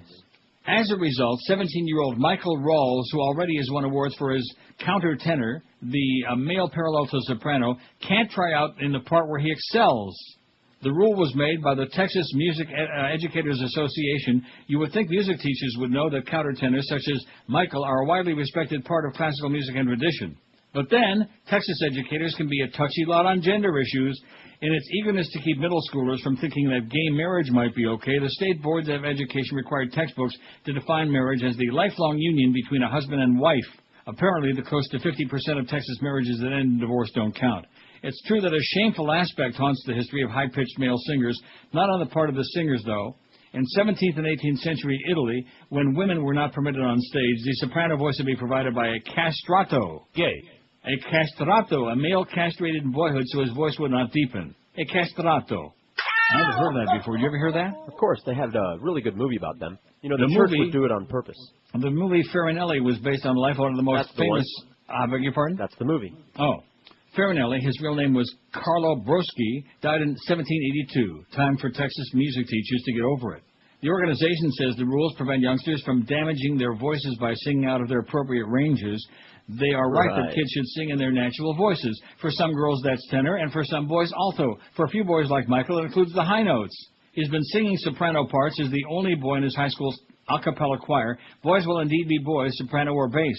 We hope Michael goes on to success as a countertenor and honors his open-minded high school by helping other young singers. His family's been contacted by lawyers eager to file a discrimination suit. Here's the stranger part of the tale. His mother has declined, saying she doesn't think lawsuits are the right way to handle a disagreement. To which we can only say, bravo! By the way, yes, something. That's a good movie, and it goes into how the church would castrate these young boys against their will, and how the boys Farinelli? would, yes, and how the boys would sing off-key and poorly on purpose so that it wouldn't happen to them. I saw one of those called Farrelly. It was about Scott Farrell. That's the reason he used to make those sounds. Like that. Is that it? 56705, that's the sound. 5670560, pound 560. Let's take a look at that award-winning lineup today. As a matter of fact, let's give it the lineup for 790 too, since we're so generous to them. I think we got some people on the inside. No, seriously, I think we got some people on the inside who are like around their payroll. I think we've got some moles. I do, but I had them removed. Jesus Christ Almighty! I mean, it wasn't bad enough that Sun Sentinel poll that we like wimped out on. Oh, just ignore it. And now we're just, everybody, all of our sports, they're just raving about, oh, it's going to be such a hoot and it's going to be so great. Jimmy Cephalo and Joe Rose doing the Dolphin games. See, these people who are saying those things are people who either, A, are personal friends of those people, or B, don't appreciate really a fine play-by-play broadcaster, or both. I'm sorry, but the idea, like I said before, just because a guy took a lot of sweaty showers with people in jockstraps, no, that don't make him a play-by-play guy, Jimmy. Hey, Jimmy! You fairy. WQAM, hello. Hi, Uncle Neil. How are you? A lady. Oh, my, I can't believe it. The last time we had a lady caller on the show was a week ago, Sukkos. It was probably me. Probably. How are you? Great. Two things. First of all, someone made a very funny comment about Bush possibly firing Karl Rove was like Charlie McCarthy firing Edgar Bergen. Right. I kind of thought that hit the mark perfectly. And Paul secondly- Winchell just died last week. Did you know that? No. Yeah, Paul Winchell's dead. Oh, yeah, I did hear that. Yes, I did. Oh, yeah. That did Just a reminder. Yeah, he was Tigger's voice, too, I think. Right, that's Yeah. correct. Yeah, well, having, a 5-year-old, I unfortunately know all the character voices' names. Another thing is that over the weekend I happened upon a television accident and found Rick Sanchez doing a CNN report live. Hyperventilating report, right. Well, the funny thing was, I have no idea why they did this video phone. It was very murky, and you couldn't see him. I mean, with all the technology, and they have people everywhere with regular cameras, why they did this by video phone. But They're hoping that nobody would recognize him. he's very recognizable, like the Goodyear Slim. Yeah, he sure is. Anyway, so he's standing in this parking lot, and it was very near the ocean, and there's water in the parking lot. And he says, ladies and gentlemen, in his very, Breathless voice. Yeah. I'm standing in this parking lot, and I'm ankle deep in this water. And let me assure you folks, this is indeed the Gulf of Mexico. And he bends down, puts his hand into the water, brings it up to his mouth, licks his hand, and says, yes, that was salt water. Oh, my God. Is he profound or what? Oh, my God. Well, then that did it for me. Now I was sure that there was a hurricane out there. Yeah, that must prove it. I just want to let you know how funny that little sight was. Thanks for the bad news. I love you. See ya. Bye. Ricky Ticky Sanchez, man, he was a whole ass in Miami, and he's a whole ass on CNN no matter where they sent him around. They're probably hoping he was getting blown away by the hurricane. And he was probably hoping he was getting 18 till noon at QAM. Good morning, Americans. It's Paul Harvey. William Maxwell left for work one Friday afternoon, but it was payday, so instead of going home, he stayed out the entire weekend partying with his friends and spending his entire paycheck. When William finally appeared at home on Sunday night, he was confronted by his angry wife and was barraged for nearly 2 hours with a tirade befitting his actions. Finally, his wife stopped the nagging and said, "How would you like it if you didn't see me for 2 or 3 days?" He replied that would be fine. Monday went by and William didn't see his wife. Tuesday and Wednesday came and went with the same results. But on Thursday, the swelling went down just enough where he could see her a little bit. Paul Harvey. Good day? Okay. Got it? I got it. I don't. Caught him with a mouthful. We caught George eating lunch. Yes, I did. Big sandwich from Howie's. AC subs today. Oh, Atlantic City subs today, where Scott not being there makes the difference. Chicken fingers. Now, anyway, what was that all about? The swelling went down. He saw her a little bit. Well, what is that? Oh, I forgot already. Okay. Here's Oski's fax, who says, "Dear Neil and George, what a pleasure it is to hear you both. I don't, look at that. It says, Belushi was, I told you he wasn't Italian. He didn't look Italian. His name wasn't Italian. You don't know you're Italian, mister. No, and I don't. Belushi. Are we going to change that on there? It's so embarrassing to me. We changed it. No, we did not change it. It still says Belushi. I asked him to. I think he left the chat room. Like Coochie Coochie, Susan Lucci. Now, that's Italian, even though she makes me gag. Uh-oh. What's that? Something must have happened to Eric. He disappeared. Yeah, that would be something. Belushi was from the same country as Yul Brynner, Albania. And then Oski says, no, I'm not from Albania, but due to my very mixed roots, Armenian, Greek, Latino Jew, born in Turkey, married to a southern woman. Always curious as to who is from where, he says. He says, George, we should actually call you George with a G, as you speak better English with many of its dialects than most Americans. Love you guys, says Oski. The last Oski I knew was Oski from Summer of 42. Remember Hermie and Oski? No, I remember Oski Meyer. You remember Hermie and Oski? Who? You didn't see the Summer of 42. No. Oh, well, then what the hell am I talking? It's like irreversible. It's not gay, is it? No. Okay. Frank says, I just had in fact, quite the opposite. I just had a scary thought. Suppose we do get the impeachment of W, and he goes on about Dick Cheney. Yes, Dick Cheney would be, yada, and who would be in charge after that? I'm not sure who would be the president if we impeach the president. And would it be Alberto Gonzalez? No, it would not be. It would be the Speaker of the House. I'm pretty sure. Dennis Hastert, that big fat tub of crap.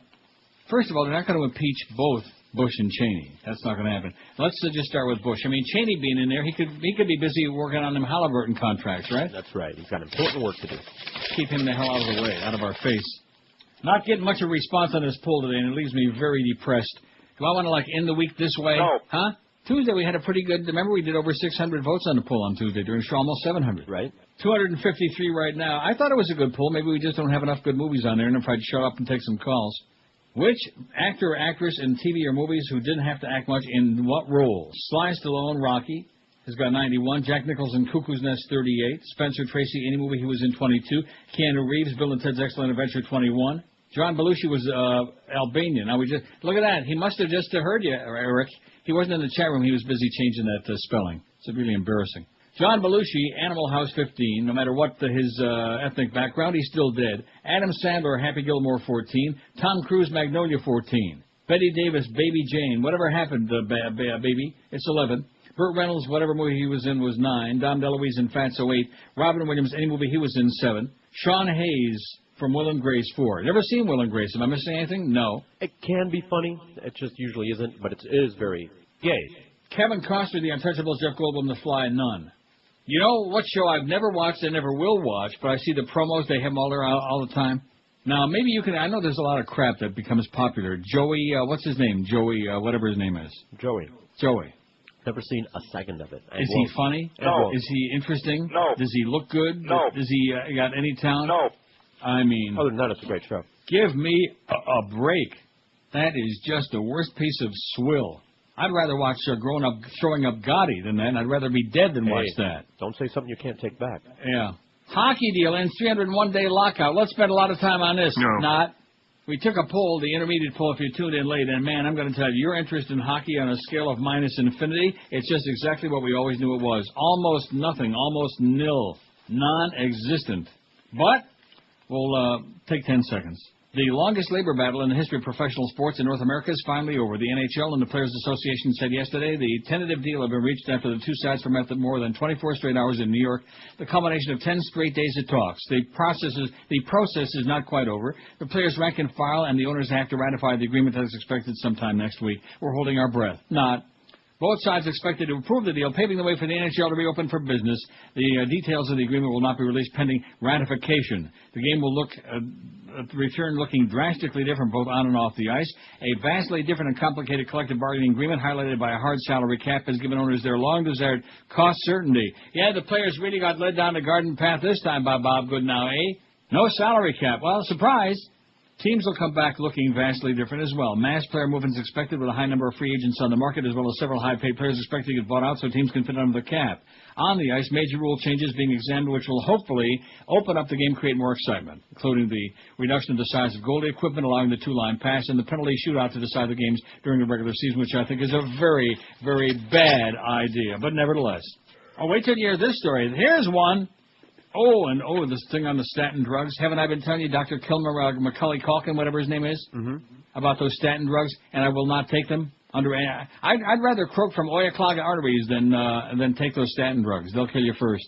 We'll get to that in a minute. Huh? Did they give you a buzz? No. Oh. And guess who lied? Well, at least stonewalled the public, who's dying now. I don't want to tell you Bill Rehnquist. Oh, Did you know that he had a bad drug problem, a prescription drug problem for back pain? Hey, old people don't have drug problems. You hear what I just said? I heard it. Back pain. Like Rush? Maybe he and Rush are hanging out together in those right-wing halls in Washington. William Rehnquist and Rush had to go and get treatment for that. Not for his back pain, for his addiction. I just mentioned that. Of course, now he's like, and they keep showing him shuffling along. You know, he's like one breath away from death. Yeah, and every once in a while he blurts out, I'm dying over here. But, he stepped down. He fall down, not step down.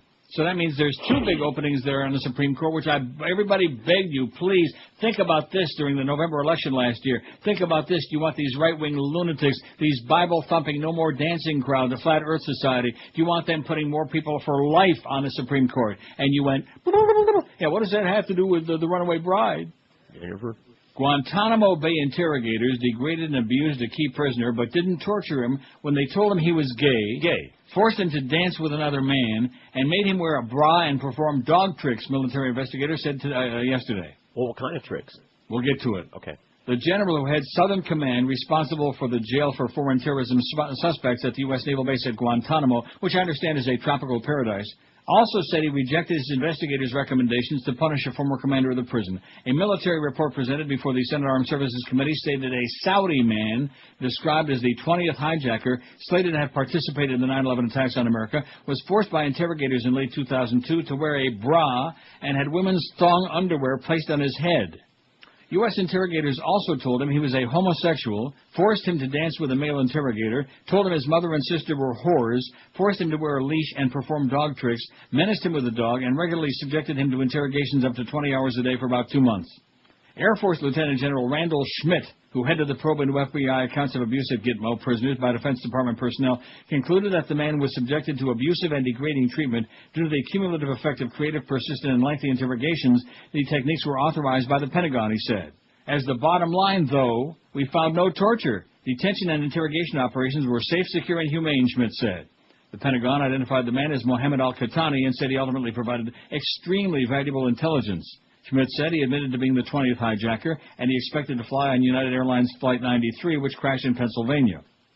Arizona Republican Senator John McCain, himself abused by the North Vietnamese as a Vietnam POW, said humane treatment might be in the eye of the beholder. Senator James Inhofe, an Oklahoma Republican, said terrorism suspects are not to be coddled.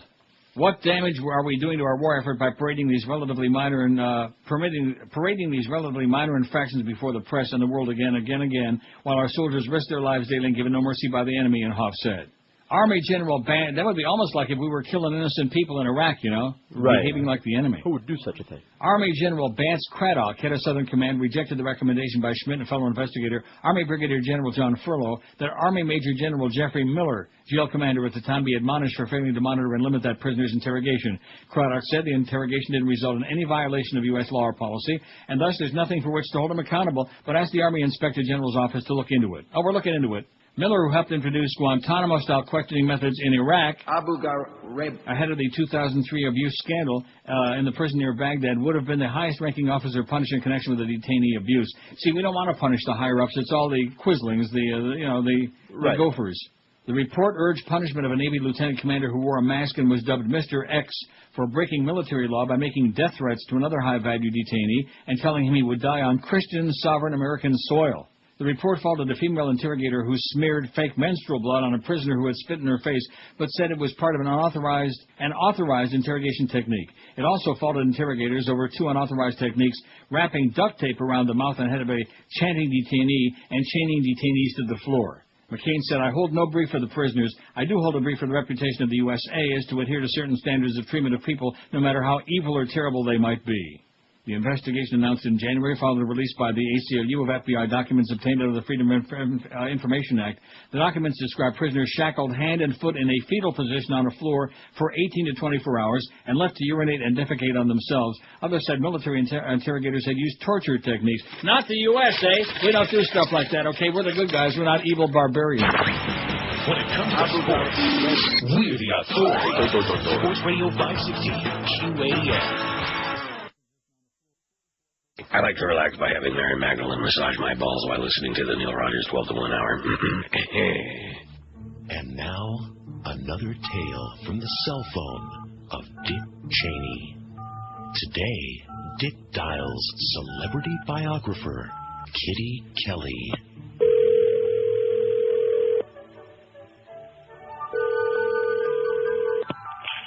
Hello? Yes, hello. Kitty Kelly, please.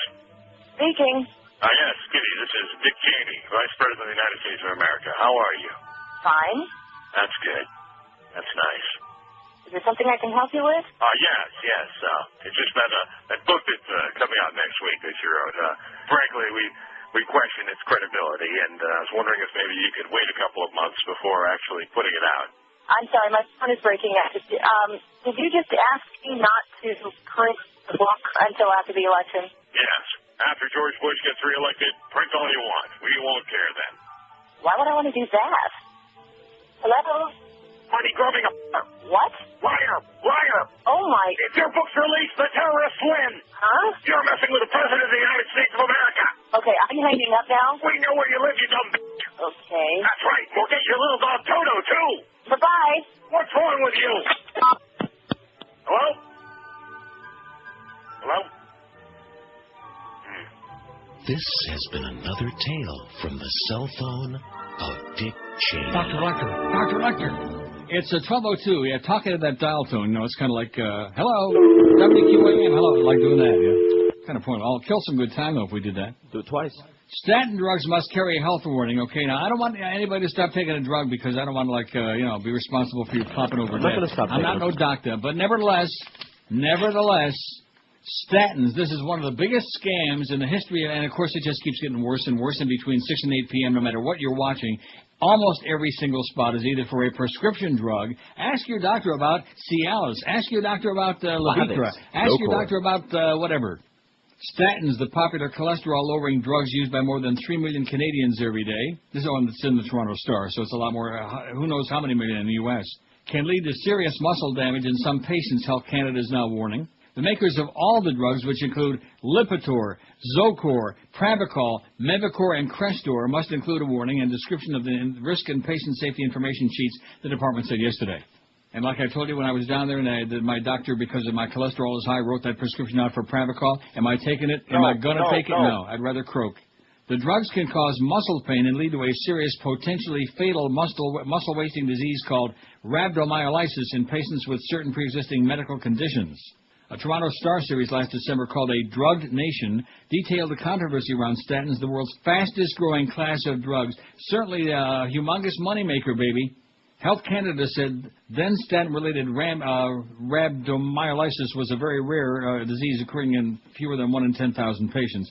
A U.S. FDA study last year found Baycol triggered the potential muscle disease 10 times more often than Lipitor, Zocor, and Pravachol, although its maker, Bayer Inc., disputes the findings. They're aghast, that Bayer crowd, you know what? While downplaying the risk last December, Health Canada now says because so many people are using the drugs, it wants to make sure that everyone's aware of the potential hazards. The warning is a precautionary measure, said Health Canada spokesperson Irina Vilk, who noted the change to drugs packaging has been in place since May 3rd. There's a high number of Canadians prescribed statins. We want them to be aware of the risks associated with that, Vilk said. I've never had any doctor ever in my life prescribe me a drug and say, oh, by the way, there's a risk with this, and are you taking this, or you think, never, ever, never. Whether it was Vioxx, which one of my former doctors peddled to me and gave me all kinds of samples, whether it was Zocor. I got enough Zocor sitting around somewhere. I already tossed it out. You get a buzz from it? People shouldn't be alarmed by the warnings, said Dr. Aaron Bear. I took, I think, 3 Zocor, and I started getting the muscle pain and like weekend, and I tossed it all out. That's no good. I'm telling you. Statin drugs. I wish I had that book with me here, that Kilmer Macaulay Culkin book. Mm-hmm. People shouldn't be alarmed by the warnings, says Dr. Alan Verrilli, cardiologist at Mount Sinai Hospital. They shouldn't be made to be afraid of those drugs because they're overly, clearly beneficial. Overly. I see. The risk of developing rhabdomyolysis is small compared to the number of patients taking the drug, he added, adding that many who develop the disease often have pre-existing conditions or are taking other medications with the statins. The wide-ranging warnings tell patients to consult their doctor or pharmacist if they're pregnant or breastfeeding, have thyroid problems, drink 3 or more alcoholic drinks a day, or are taking other cholesterol-lowering medications such as fibrates or niacin. Other risk factors include taking medications or natural health products because drug interactions are possible, having any past problems with muscle pain after taking a statin, having kidney or liver problems or diabetes, undergoing surgery or other tissue injury, or doing excessive physical exercise. How do you like that? Statin drugs, I'm telling you. What are the ones that are listed here again? Just to be sure. I'd be checking these out when in doubt. Lipitor, Zocor, Pravachol, Mevacor, Crestor. I don't give a crap what Dan Reeves says, okay? I'm sure Josh has seen those spots, haven't you? You've seen them. He doesn't know what you're talking about. He says he saw the ones with George Reeves. Dan Reeves! Who? Huh? Exactly. But you know about sport, which is good. That's why we like Josh, because he knows nothing about sports. That's why he's on a Marlin broadcast. Is that right? Speaking of sports, it's a shame Dolphin... Now, I heard that promo with Hank. That was great. Shame Dolphins tight end Randy McMichael didn't follow his own advice. 2 weeks before his arrest for simple battery and criminal trespass on Saturday in Grovetown, Georgia, which we talked about on Tuesday, for an alleged altercation with his wife, Kawana, McMichael was part of a panel discussion at the annual NFL Rookie Symposium in Palm Beach Gardens, June 26th to 9th, in which he was advising a room full of rookies how to avoid such situations. How do you like that? Well, if he can't come and speak no more, maybe they can bring O.J. back. According to his source, McMichael was in the NFL Substance Abuse and Alcohol Program relating to alcohol before his recent arrest. His status in the program is unknown. Any player who tests positive a third time is subject to a 4-game suspension. McMichael was recounting a similar episode that occurred in June 2004 when he was arrested and charged with aggravated battery on his then-pregnant wife, a second-degree felony that was later dropped. And the headline on the story in the Sun Sentinel, Dolphins McMichael, do as I say, ... As in, what's dot? Do as I say, not as I do. Okay. It's the gangster fish, baby. Oh. All right, the gangster fish. Maybe they should change the colors. Maybe the colors ought to be more like the Steelers, you know? Only with, like, prison stripes. I can just see that. Black and yellow, black and gold, with prison bar stripes. Wouldn't that be good? All right. Here's a long fax from Mike in Jupiter. My God, this is amazing how long this is. I don't know if it's good or not, but the length of it just impresses me, Mike, and the fax, too. I liked it. Loyal listener and former altar boy who eventually read and experienced enough to realize what a bunch of fairy tales religions are. Hey, Mike, already I like the facts. Absolutely correct, sir. Garbage, nonsense, brainwashing, money-grabbing, hate-mongering. That's religion for you. It's just a whole pile of crap. And all you religionists out there that are getting more and more militant and more trying to shove it down our throats, shove it down each other's throats. Although I'm sure that's going on already anyway. Already are. I'd like to recommend a new movie, says Mike, and a recent book that hopefully more of the brainwashed masses will discover. Oh, yeah, if they won't even look at our website, I'm sure that they're going to go out there and watch movies, but we'll try our best. My apologies if you or George have already mentioned or discussed these. No. The movie is called The God Who Wasn't There by Brian Fleming, stealing directly from their website, thegodmovie.com. This describes the movie, much of which you and George have frequently discussed. Your guide through the bizarre world of Christendom is former fundamentalist Brian Fleming, who unflinchingly explores the absurdity of belief and believers. Along the way, you'll discover the early founders of Christianity seem wholly unaware of the idea of a human Jesus. The Jesus passed down to us in Gospels bears a striking resemblance to other ancient heroes and the figureheads of pagan savior cults. Contemporary Christians that's the same story, just repeated over and over again through the generations with the virgin birth, all the same trappings. Contemporary Christians are largely ignorant of the origins of their religion. Christianity is as obsessed with blood and violence now as it was in the first century. Fundamentalism is as strong today as it's ever been, with an alarming 44% of Americans believing that Jesus will return to Earth within the next 50 years. Oh, my God. 44% of Americans believe Jesus is coming back on a motorcycle, on a Harley. The book is called The End of Faith by Sam Harris. The website is samharris.org, etc., and so on. One of the great quotes from the book is that is a common theme in your rants about religion is this: The kind of intolerance of faith that I'm advocating in my book is not the intolerance that gave us the gulag. It is conventional intolerance. When people make outlandish claims without evidence, we stop listening to them except on matters of faith. I'm arguing that we can no longer afford to give faith a pass in this way. Bad beliefs should be criticized wherever they appear in our discourse, in physics, in medicine, on matters of ethics and spirituality as well. The President of the United States has claimed on more than one occasion to be in dialogue with God. Now, if he said that he was talking to God through his hairdryer, this would precipitate a national emergency. I fail to see how the addition of a hairdryer makes the claim more ludicrous or more offensive. Well, that's great. Love it. I didn't know he had a hairdryer.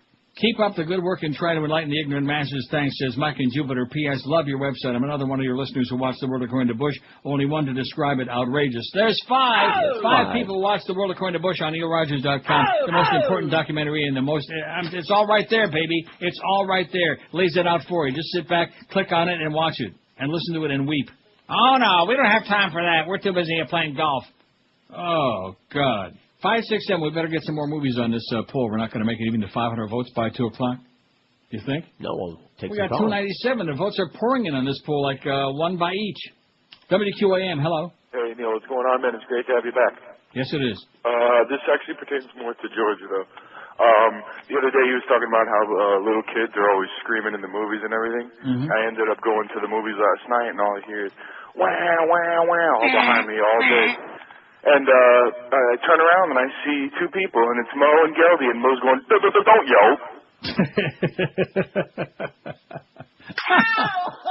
That was great. 12 minutes past that. Well, they're overgrown children. They're just kids at heart, you know.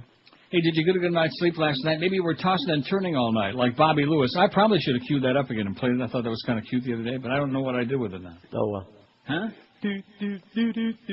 That's not how it goes at all. It's not even close. I'm doing the backups. I didn't sleep at all. Come on. I got it here somewhere. I think that would be very appropriate to make it look like I'm really doing a hell of a lot of work. Since you're only on 2 days a week, you have to pretend that you're really working your ass off. Well, I did listen to those two Paul Harvey bits, and I still don't understand either one of them.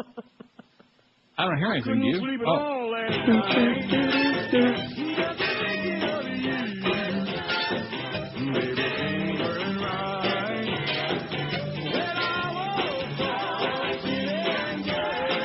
Thanks, Bobby. That's a medley of his smash. Although he also had one called, what was his other hit, Bobby Lewis? Do the Fish? Let me look it up. You don't have to look it up. I got the book right here. It only weighs 400 pounds. I mean, anybody that would tell me that John Belushi was Italian, man, you'd better get to Italy real quick. You don't know anything about Italian. I'll be right back. Maybe you had some pasta once in your life. What am I looking up? Bobby Lewis. I don't know how you spell it with an O. There's Jerry Lewis. Rock-a-bye your baby with a Dixie melody. Remember that? Oh, that was really bad. Bobby Lewis. One Track Mind was his other marginal hit. I don't remember that at all. But Tossin' and Turn was #1 for 7 weeks. How do you like that? Wow. I couldn't sleep at all last night. You notice how tight that is on there? Nice going, Brian.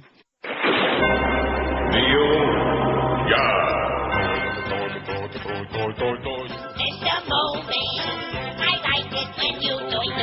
For you it's easy. Oh yeah, the way you doy. Hey, Mr. Moby, you teach me the doy too. Oh no, the door. Mr. Moby, I think you're really with it when you do the doy. Hey, Mr. Moby, let's try it 1, 2, 3. You mean the door. It don't mean a thing when I use my own two eyes, or like when I know upset.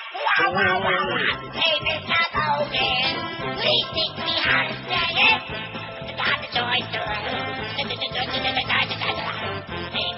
Moleman, you gotta teach me how to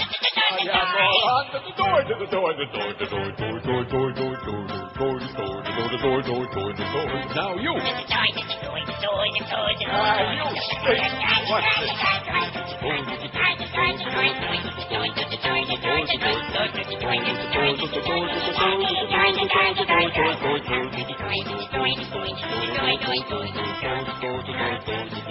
Hey, Mr. Moleman.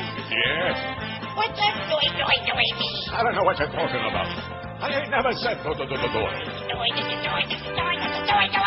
I got the door right here. Cut 19, the Mo Man will be along. I never did give the lineup, did I? Well, that's because I was too busy getting ready to do a 1 for 790. Teaser. Got Mo Howard David at a 2. Mad Dog is doing a show in Cleveland this week from 4 to 6:30. I asked Duff, what's that all about? And he went like that. Sports. Marlins on deck, 6:30. Marlins at the Philadelphia Phillies at 7:05, followed by the Eddie K Show. That's our lineup today. Looks like to me this is the first day in a long time that we've had all the regular people on and even some of the irregulars on the same day. Isn't it? It is?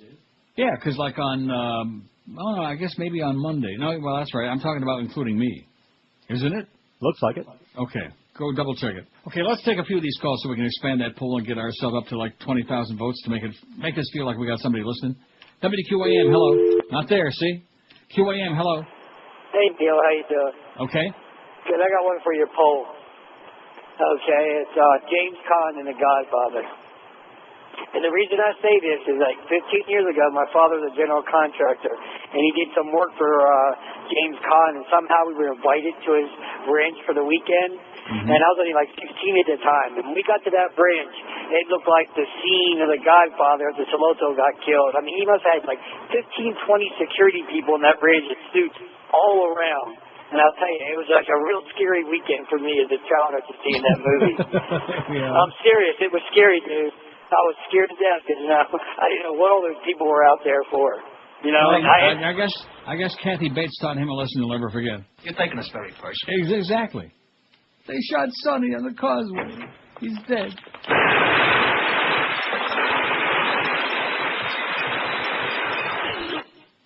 $567-0560. What the hell was that? That was Sonny getting shot on the causeway. Was it really? Yeah. Still going. I love the way that the toll taker just kind of like bent down. He just Yeah, that vanished. should have been a Didn't see clue. him no more. Huh? If you're in a gangster movie and somebody ducks behind something, Yeah. you better move right fast. Exactly. Floor it. WQAM, hello. Hey, Neil, how are you? Great. First of all, thank you. I did watch the documentary. I'm one of the few, like you said. Here's number 6. Let's hear. We're building this audience one viewer at a time. Another thing, isn't it funny how the right wing is turning this Carlos thing, now they're calling him a whistleblower, like he's a hero? Yeah, right. It's ridiculous. Their spin on it is he exposed Joseph Wilson's lies about right. Yeah. Hey, for your poll, who can forget that riveting performance by Sofia Coppola on Godfather 3? I think that's perfect. Thanks a lot, Pally. All right, Neil, bye. And don't spend it all in one place. See ya. Sofia Coppola in Godfather 3. You got it? Daddy. Dad. WQAM, hello. Never mind. Hello. Hello, Neil? Yes, sir. Guess what? Bush sucks. That was great, wasn't it? Wow. That was really profound. He was sitting there with his boyfriend doing a little diddle job there before we put him on the air. WQAM, hello. Hey, how you doing? Great. Listen, I know you mentioned in the past Tim Hortons Donuts. Is that correct?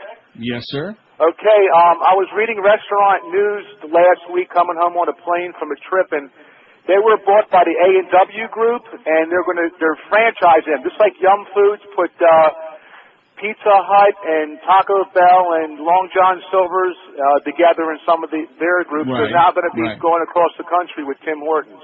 Excellent. Take care, Pally. They make bagels, eh? Okay. They've got bagels at Tim Hortons. You know, I was thinking about that hockey business and playing all those hockey clips and those hockey shows, and I thought to myself, really, one of the great miracles in the history of the whole human race is the fact this show is still on the air. Thanks a lot, Rimmer, you lunatic, you nut job. Well, we won't hear from him no more, thank goodness, because we don't have those naked pictures on there anymore.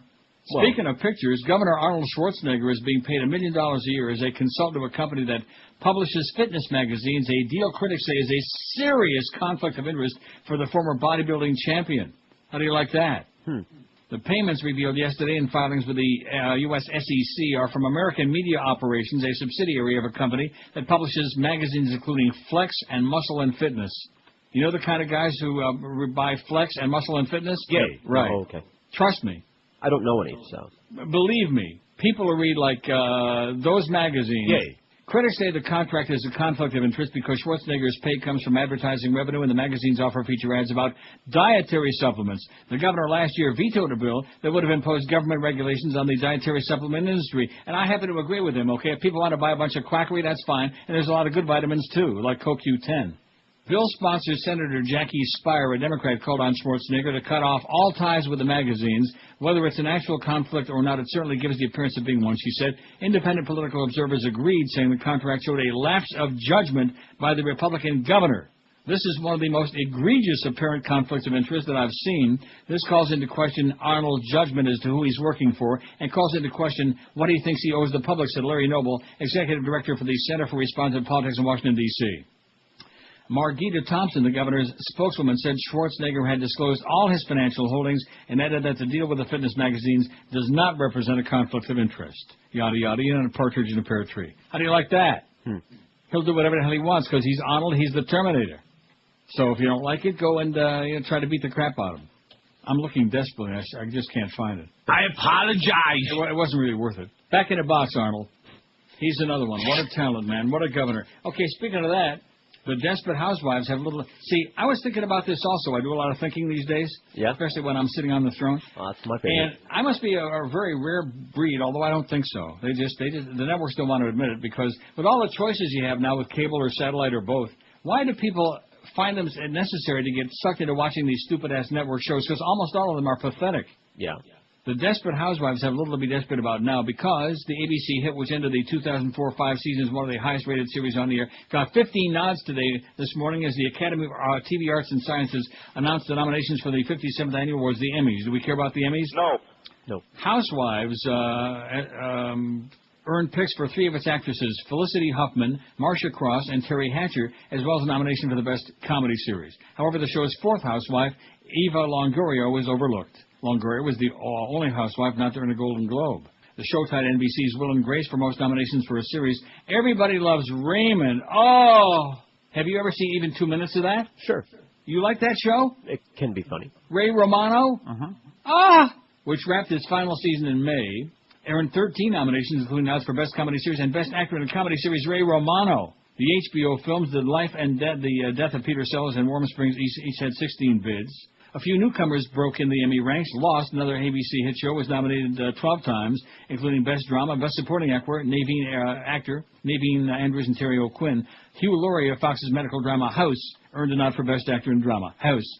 In a pair of surprises, the low-rated Showtime series Huff, about a therapist with his own issues, picked up a nomination for its lead actor, Hank Azaria, and the NBC series Medium received the Best Actress nomination for its lead, Patricia Arquette. By the way, the funny part of that show is the parents, not him. Oh, he just sends me right to the bowl. That's the comedy of it, is the in-laws mirage them, and they're the ones that are funny. I'll take your word for it. Including the very funny Peter Doyle from Young Frankenstein. He's the funniest thing in the... He ain't no Marty Feldman, man. Well, but he's dead. 28 past noon at 5:60. Hey, listen, they could put dead people on that show. It'd be an improvement. For years, Armstrong Ford Homestead has always treated everybody like family. They want to extend an offer to you to join their family. Ford has just announced their Ford Family Plan. Right now at Armstrong Ford Homestead, you can buy a vehicle at employee discount prices. You heard right. Now through July 31st, Armstrong Ford Homestead gives you the same great pricing that every Ford Motor Company employee and their families get. Not only do you get employee family pricing, but you also get Armstrong Ford's exclusive Tires and Batteries for Life program. And for a limited time with any new car purchase, you'll also get a color TV free. So what could you possibly be waiting for? Pick up that phone right now and call David Rich at 305-247-5112. You won't get a better deal on a Ford anyplace else. No bait and switch, no phony deals. And this spectacular offer is available only at Armstrong Ford Homestead, where they always treat you just like family. Armstrong Ford is proud to be locally owned and operated, and Vice President and General David Rich says, bring your family to meet our family. Armstrong Ford Homestead, US 1 and Southwest 307th Street, just 20 minutes south of the 836. I think that curly hair just came back. Check out the wicked web, ArmstrongCars.com, and then give David a call at 305-247-5112 and ask him about the Ford Family Plan today. Drive a few miles extra, but save yourself literally thousands and thousands of dollars at Armstrong Ford of Homestead.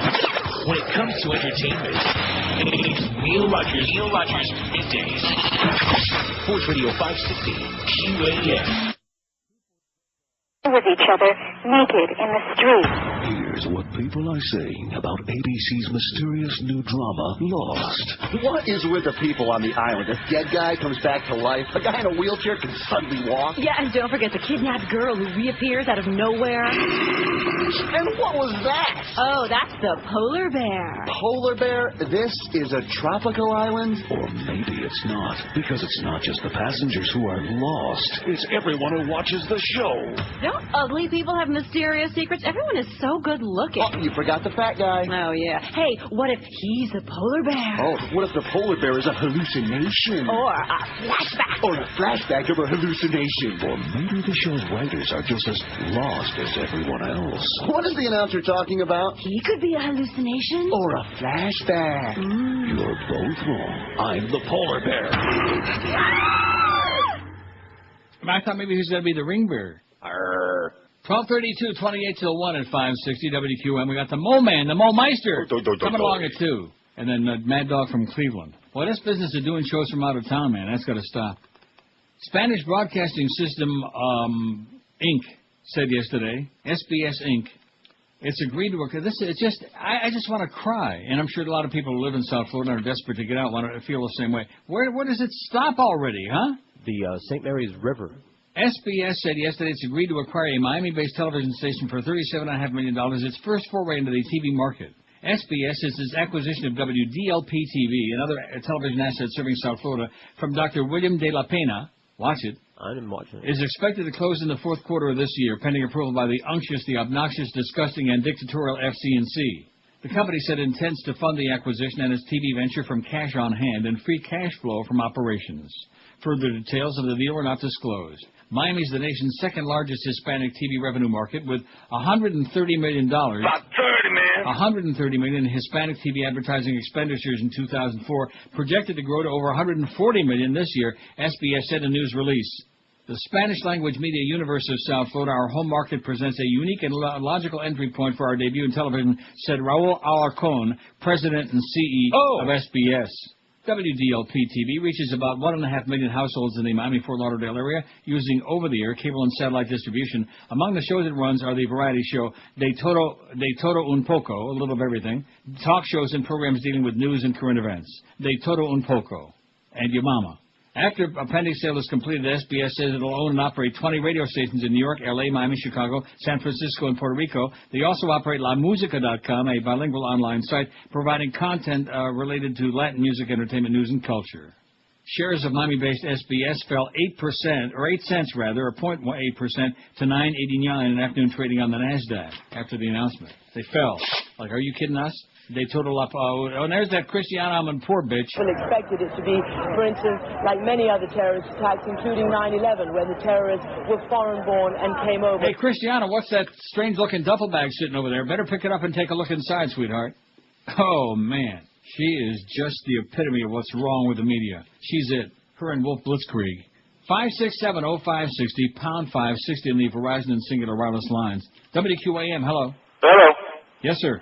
Neil. Yeah. How you doing, sir? Great.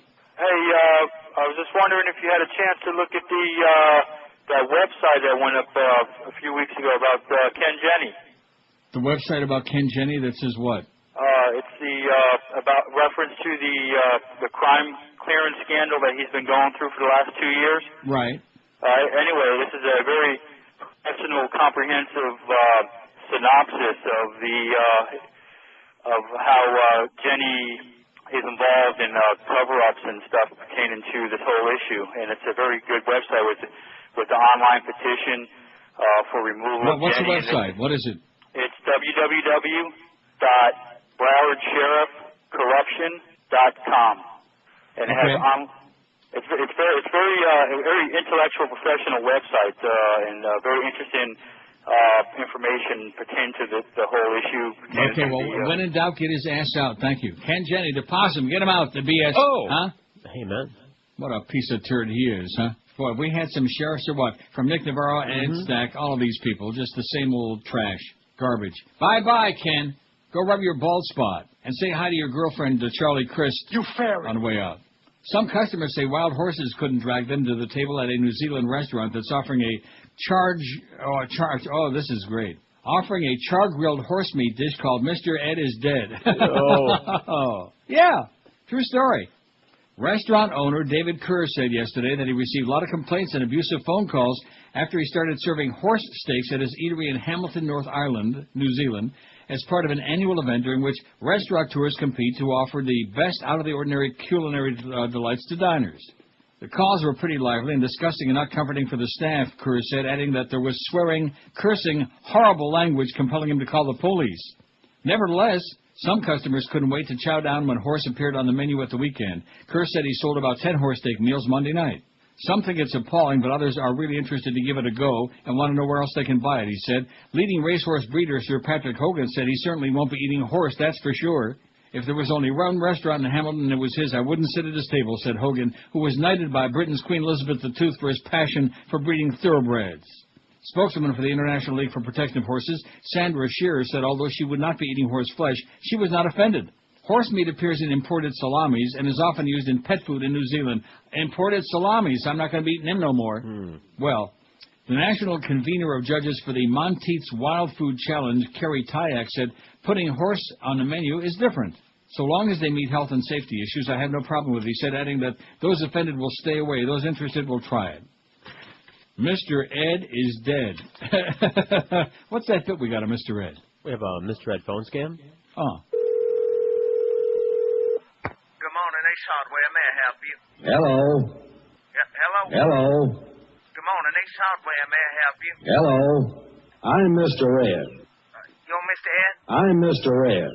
Yes, Mr. Ed. This is Ace Hardware. How can I Hello. help you? Hello? I'm Mr. Oh, Ed. this is Ace Hardware. Did you need to speak to someone? Hello. Yes, I hear you, sir. Go Hello. ahead. Hello? I'm Mr. Ed. Okay, Mr. Ed, listen to me for a minute. My name is Bill. This is Ace Hardware. Hello. Hello? Sir, you're going to have to call back. I'm Mr. Ed. Yeah, I understand that, Mr. Ed, but you got to call back. You got a bad connection. Okay, Mr. Ed? Hello? Hello. Hello? Hello. Hello. See what I mean by bad southern dialects, bad Yeah, phony we know. accents? I mean, most of those bits have got, like, it's a real person in it. Mhm. Let's see, Brad Pitt, did I look him up? Did you look him up? You didn't Google it. No. Yeah, I Googled it, but he's made a million movies. I don't know what movie he was wearing blonde hair in. I'll find it during the break. I'll take a look. Okay. Just piqued my interest because he had the worst phony foreign accent. I mean, just embarrassing. And plus the dye job. He kept saying, I'm dying over here. 20 till 1 at 560 WQAM. Brandy Shoes is having a gigantic wall-to-wall sale. Every single pair of shoes in the store is on sale. Nothing is held back. Choose from Rockport, Florsheim, New Balance, Naturalizer, Sperry, Topsiders, Teva, Timberland, SAS, all famous name brands. Men's sizes 6 to 15, women's sizes 5 to 12, and widths from very, very narrow to very big, fat, and wide. There has never been a sale like this, of this magnitude at Brandy Shoes in history, and sale or no sale, they always treat you like royalty with their experienced, courteous sales staff. So hurry in and take advantage of this once-in-a-lifetime wall-to-wall sale. New shipments arriving daily will be included in this event, and while you're at Brandy's, be sure to register free to win fabulous prizes, no purchase necessary. Brandy Shoes, located at 1290 North Federal Highway, Pompano Beach, just south of Sears and Lowe's, open Monday through Saturday, 9 till 9, Sundays 10 till 5. But whatever you do, don't forget, don't miss out on Brandy's biggest store-wide sales event in 25 years. Fabulous savings on all the top brands. Florsheim, SAS, Sebago, many more. So hurry in or visit them on the web and do your shoe shopping right online at brandysshoes.com. When it comes to entertainment, it's Neil Rogers. Neil Rogers Middays.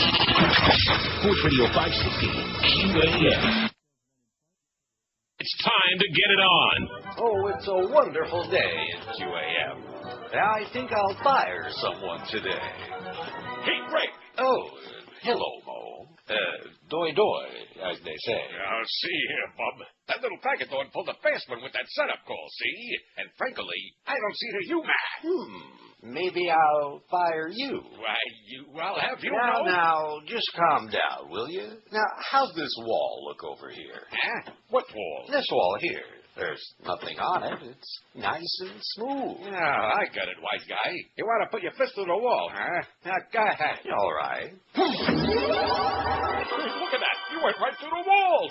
Yes, it appears I'm in another dimension. A dimension of time, space, and mind. And now, how do I get out? The donuts are here. Hello? Clear out, Greg. Gonna grab a donut. The donut. Hello? There's that box there with my name on it. Can anybody hear I don't me? see one. Well, then I don't want need it. the wall. Respect to put my Hello? But they're extra soft for gumming. Well, now that you mention Won't somebody try to help me? Have you seen Greg? Yeah, stuck in the wall. Yeah, I'm in here somewhere, in the wall. Oh, you like Bavarian cream? Well, sure. Well, It's soft and moist. Like custard at the Piccadilly. there's a little girl here. Hello, little girl. Now, cut that out. Somebody please let me out of here. Well, Hello? get ready for another spectacular show. CMO. Oh, yeah. Jump. Is anybody out there?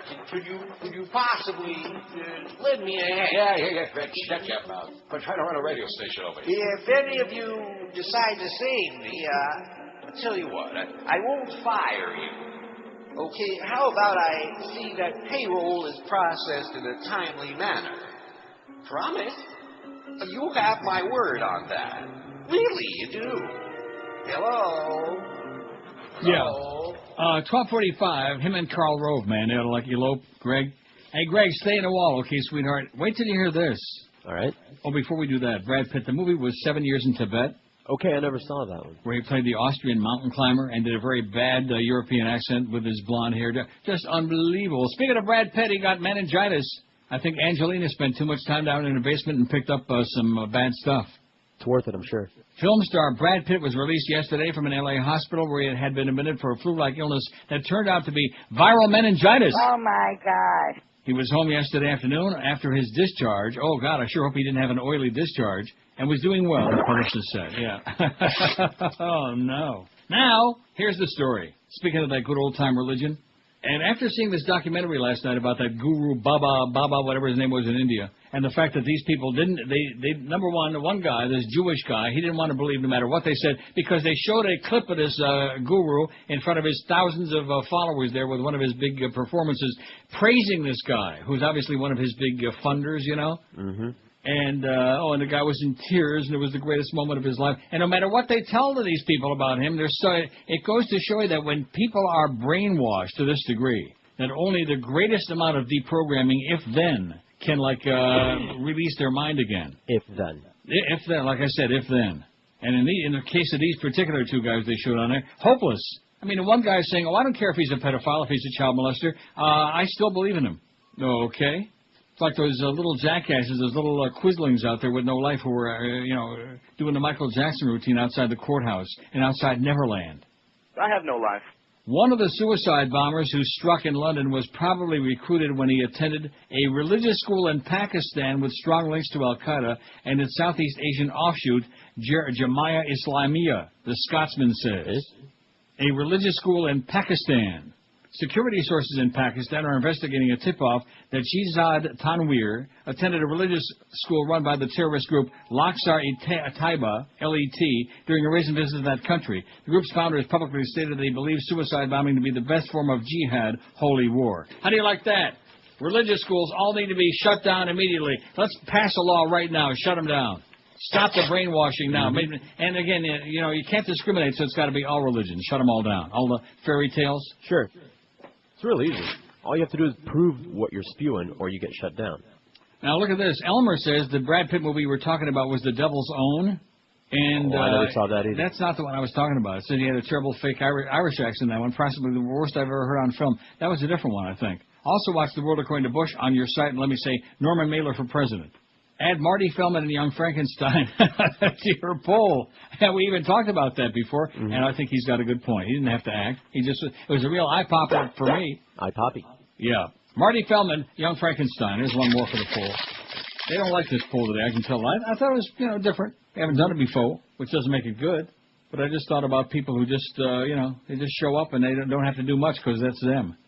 357 votes, and nobody's going to catch Sly Stallone. He's got 111. He's got a third of the votes. Absolutely. Remember that story we had the other day about the runaway Hungarian-speaking parrot?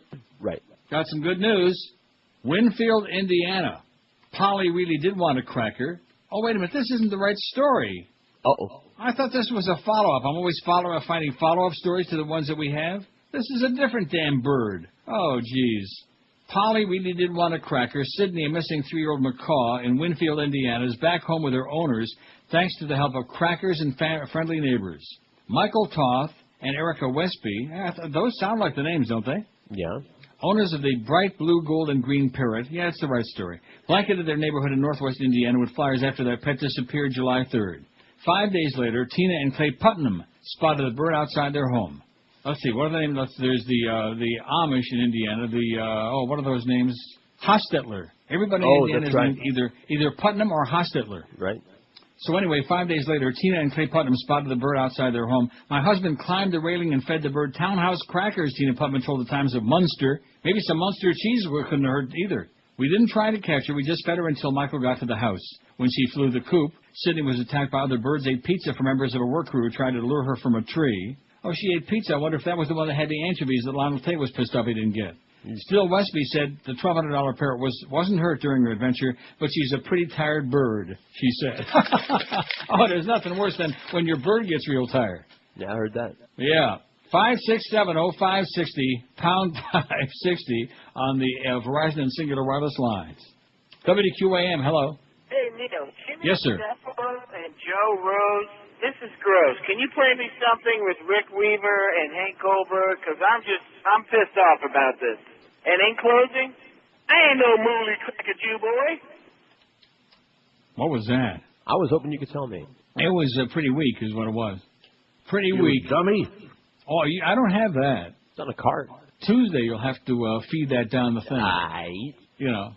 All right. Yeah.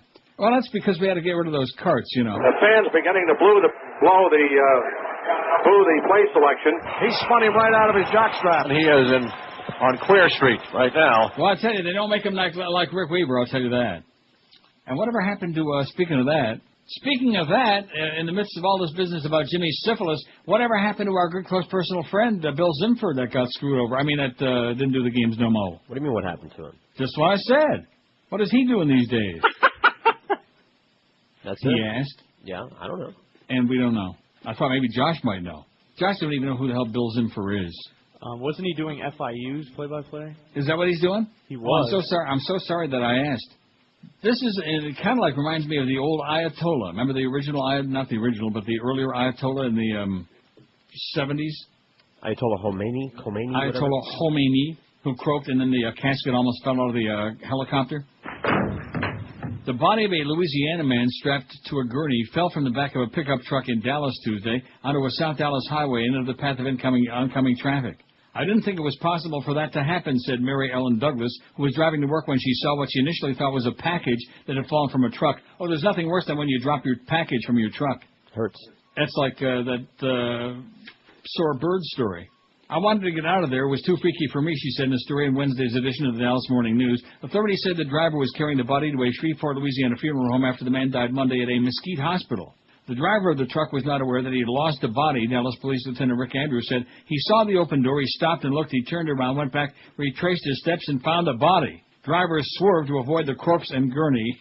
Dallas Police Senior Corporal Maxon Guron said no charges are expected to be filed. Oh, brother.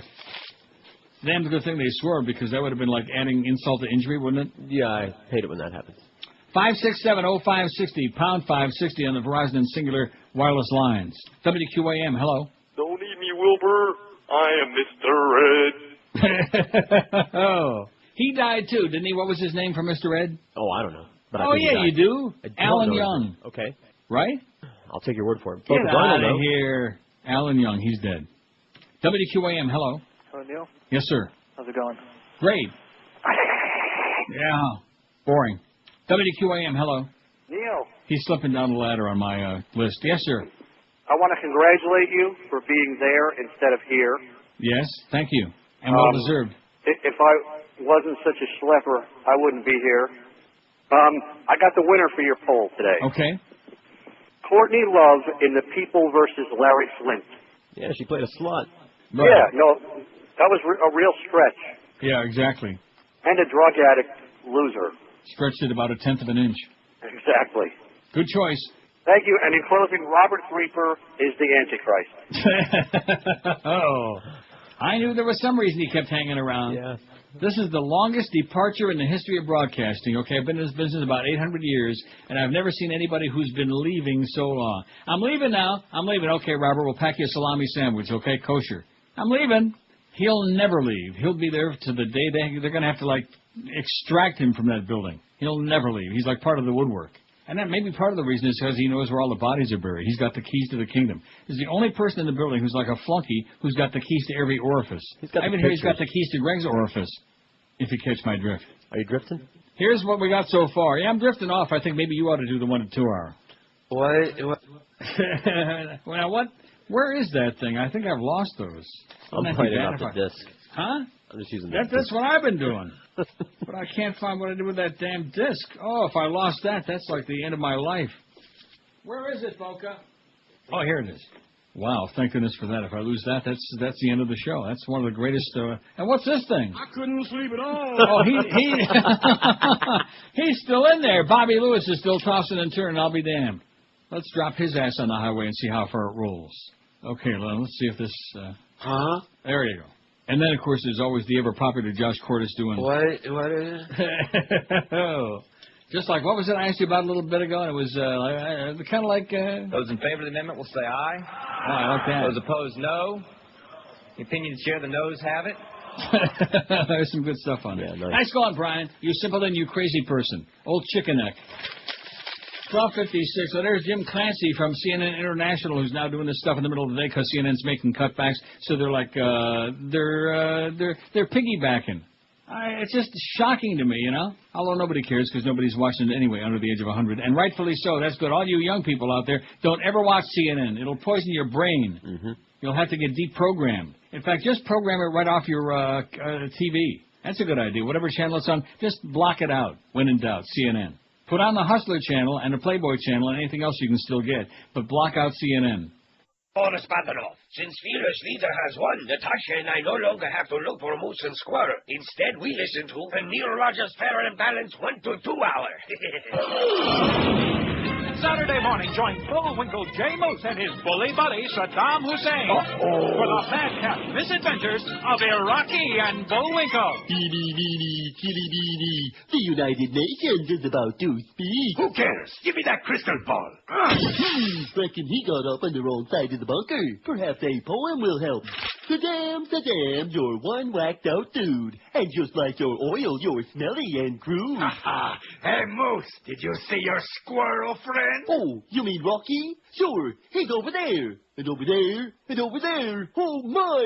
Rocky! What do you know about this, Saddam? Don't ask me. Ask my auntie. Auntie? Auntie who? Auntie Aircraft. Oh, no! Join us next time for Oil's Well That Ends Well or Kiss Your Gas Goodbye. Hey, Moose, what's weather forecast for today? Balmy. Iraqi and Bullwinkle, Saturday morning on Nickelodeon. 102 at 560 WQM. It's our big 1 to 2 hour. The Mo Meister will be along at 2. Mad Dog from Cleveland at 4. Then we got Marlins baseball tonight. Be sure and get out to the stadium. They're not playing there, but it'll keep you off the street. They're in Philadelphia. Marlins have been a little stumbly, fumbly, bumbly lately, haven't they, Josh? Yes, they have. Certainly stumbled big time against the Cubs. That was really bad. Not a good series. Well, I'll tell you who's really been giving up runs by the bunch, and that is the Blue Jays. Did you see their series against Texas? Well, they do that every year, though. Holy moly, they score a few runs, but they give up whatever they score, they give up more. Mo. They give up Mo. Hey, we can give up Mo. No, we don't want to do that. No Mo. Now, what is it? I don't understand. Just so many things. Is it me? Am I finally losing it? I got into my twilight years or what? I just, between those 3 bits and now this fax, was it Igor or Igor? That's one of the jokes from the movie. What movie? Young Frankenstein. Oh, well, like I remember that? Shouldn't you? Oh, my God. I said it like 700 years ago. He kept calling him Igor, and Igor would correct him and say, that's Igor. Okay. And how about Mickey Rourke for your list and any movie he's in? Well, now we've got, We'd have to choose Barfly for that one. Okay. Well, we can go right ahead and do that. Then we also got... Officer Prince wanted to get his rocks off.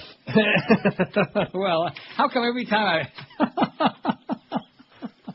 What, we can say rocks? Well, I don't care what you can say. I dumped it, okay? You crazy? Man, you can say Iraq, but you can't say rock. You can say... Rock solid. That's it. Just stay off the rocks. 391 votes on the poll. Who best fits this? An actor, actress in a TV or movie role they didn't have to act much for. Now, we don't have any TV shows on here, do we? We have anybody in a TV got that show? Will and Grace. Yeah. Oh, yeah, Will and Grace. That's the only one. Sly Stallone, Rocky, 114. I mean, there's just nobody even in the same category. Jack Nicholson, Cuckoo's Nest, 47. John Belushi in Animal House, 45. He was Italian, you know it? Not. Keanu Reeves, Bill and Ted's Excellent Adventure, 38. Adam Sandler, Happy Gilmore, 24. Spencer Tracy, any movie he was in, 24. Robin Williams, any movie he was in, 20. Dom DeLuise in Fatso, 18. Tom Cruise in Magnolia, 16. Burt Reynolds, any movie he was in except Boogie Nights, 13. Betty Davis, Whatever Happened to Baby Jane, 13. Sean Hayes in Will and Grace, 8. I've never seen that show either. I just don't watch the network shows. No, it's all right. They're not missing much. And it's just, and believe me, I would. But in fact, I would say after 7 o'clock, after Wheel of Fortune, so after 7:30. I know you watch Jeopardy. I don't. After 7:30, the networks don't even get like a touch from me. Not that they really care, but they don't even get a glance. You know what I mean? No, I know what you mean. There's just too many other things to watch. Marty Feldman, Young Frankenstein's got a pair. James Caan in The Godfather 2. That call was something.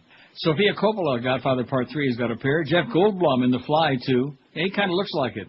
Courtney Love. In fact, when he started changing, you know, the changes were so subtle. Remember the movie? Right, sure. And you thought, yeah, well, he still looks like him. And even after he made the complete metamorphosis, it still looked like him. You want to just step on him. Courtney Love, The People vs. Larry Flint, won. And Kevin Costner in The Untouchables. Kevin finally got one. Probably won't do much with it, but he finally got one. He is just so boring, so low-key.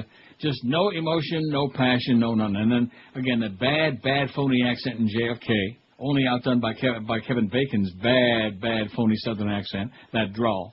And also, Joe Pesci was terrible in that movie, too. That was just a bad movie. Oliver was stoned. That was a really terrible movie. And this one did that one, and this one did that. I like that word Joe Pesci was going. Just like that. Yeah. And Donald Sutherland sitting with Kevin Costner out there on that park bench, you know. Yeah. And I thought for sure he was going to go back into his cocoon again. 5670560 was that Don Amici. Different cocoon. Pound 560 in the Verizon Singular Wireless line. So Blanche Bickerson died. That was bad the other day. Francis Langford. WQAM, hello. Hey, Neil, I got one for you, Paul, TV show. Okay. Who's the boss? Tony Danza. Oh, yeah. Played a big idiot doof who would vacuum the curtains by picking the vacuum up and holding it up over his head. And his name on the show was Tony. So it worked out perfect. There you go. Good choice. All right, then. Thanks, Pally. Tony Danza, he leaves me limp, you know. I mean, Yeah, he's just a dummy, that's all. Once upon a time, he didn't look too bad many years ago, as long as he kept his mouth shut. Once he started talking, man, I'll get him off my screen, you know. Get him out of here. Suicide bomber strike, green zone checkpoint. This couldn't be more bad news, De La Rock. One person was killed, 5 others wounded. We're told here among the 5 was a third potential suicide bomber. His vest did not explode. It was diffused.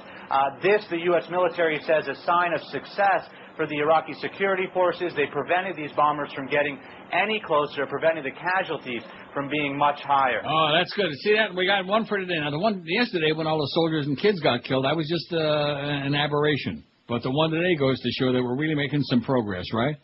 Yeah. Good news. I told you, good news from Iraq. WQAM, hello. Neil. Yes, sir.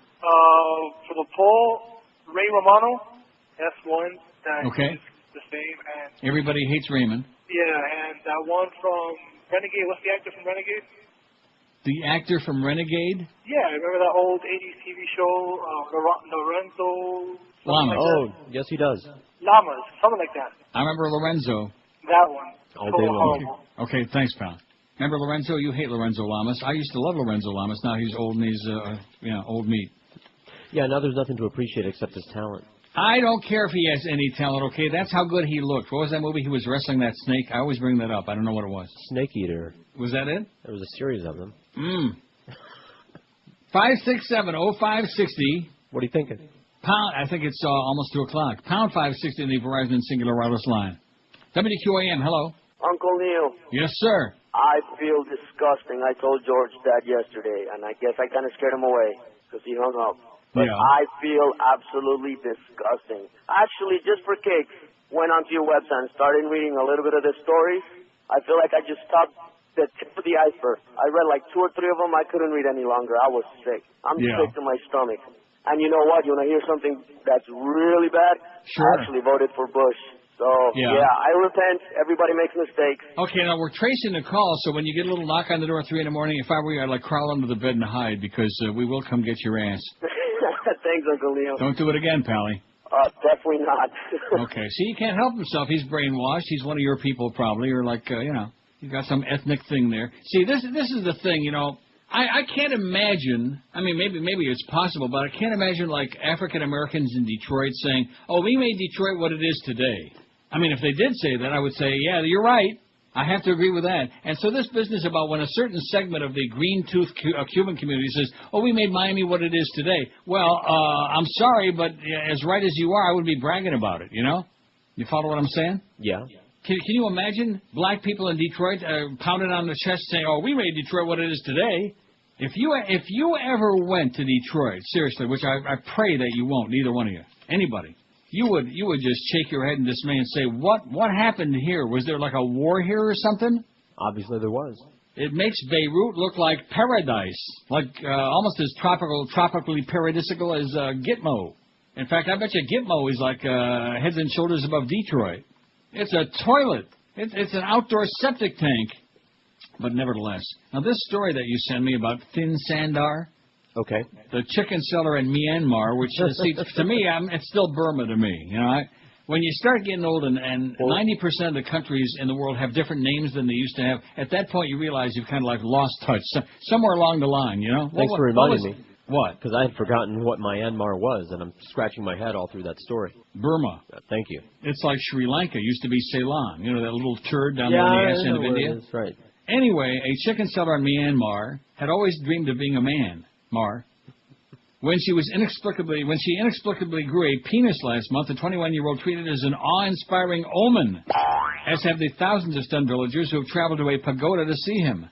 On the morning of the full moon day of June 21st, I noticed my thing, and then it says here in parentheses, sex organ, was not the same as before, Thin Sandar, who now goes by the male name Than Sein, told AFP in an interview at his home. It's home. And my breast disappeared, Than Sein added. So I called out and showed it to all to my mom and dad. It was very strange. Yeah, when you're 21 and you're showing your privates to mom and dad, I would think that is kind of strange. Strange enough that he's attracted significant attention in this deeply superstitious country where the unexplained can quickly be exalted to hold powerful spiritual significance. Ooga booga. People privately concede that Than Sein is a hermaphrodite.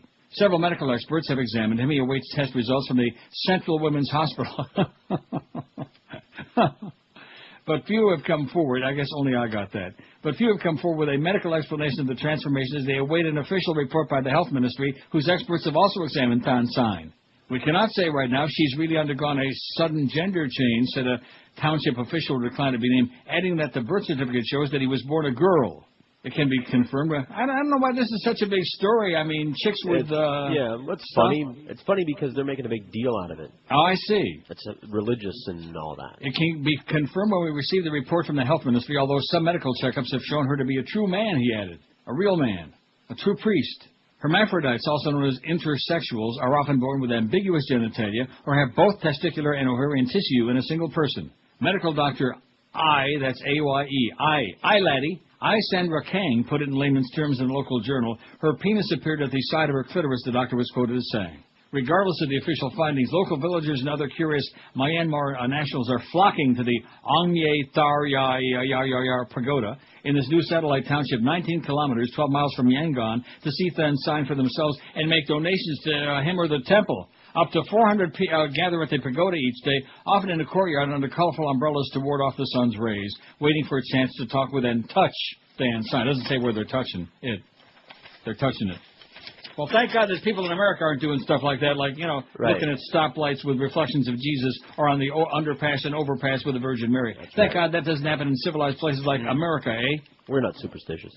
Oh, wait a minute. A fever, taken to the Virginia Hospital Center and checked out, kept there last night apparently for tests and observation. We're expecting him to go to that house, although it's not certain that he's going to that house. There's also the possibility here, but we were told from the start today it was unlikely that the Chief Justice there he is. might come back Some of that to file work. footage, he's shuffling very slowly and whispered, I'm dying over here. 114 at QAM. Good Life Credit asks you this question. Do you know what's on your credit report? If not, remember this number, 866-625-0444. It's a fact that 80% of credit reports contain errors that affect your credit score, and we all know the problems that come when you have a bad credit score. If you ever try to contest an error that appears in a credit report, you know what a pain that can be. Good Life Credit is here to correct those errors.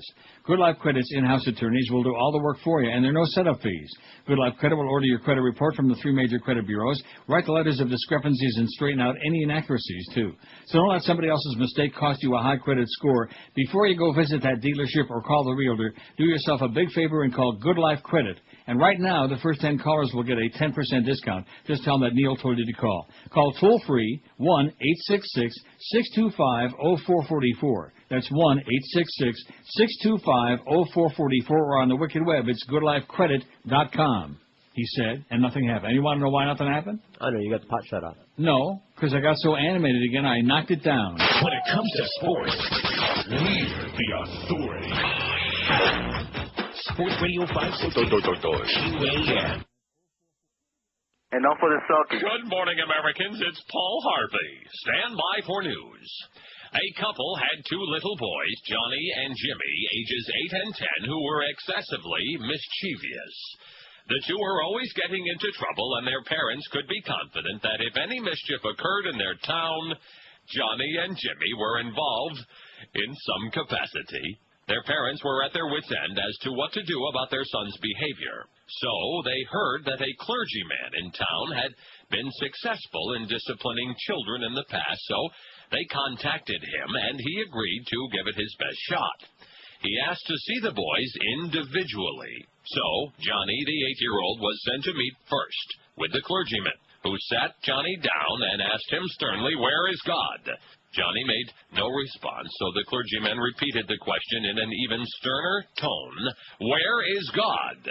Johnny again made no attempt to answer. The clergyman raised his voice even more and shook his finger in the boy's face. "Where is God?" And at that, Johnny bolted from the room, ran directly home, and slammed himself in the closet. His brother Jimmy followed him into the closet and said, "Well, what happened?" Johnny said, "We're in big trouble this time, Jimmy. God is missing, and they think we did it." Paul Harvey. Good day. Now, see, that one I understand, and it's cute. Yeah. Not great. It's cute. Well, at least if you can understand it, that's always a good start. Huh? 20 after 1 at 560 WQAM, a 51-year-old man in East Syracuse, New York, was arrested Wednesday for using his cell phone to take pictures of women's skirts at a Walmart store.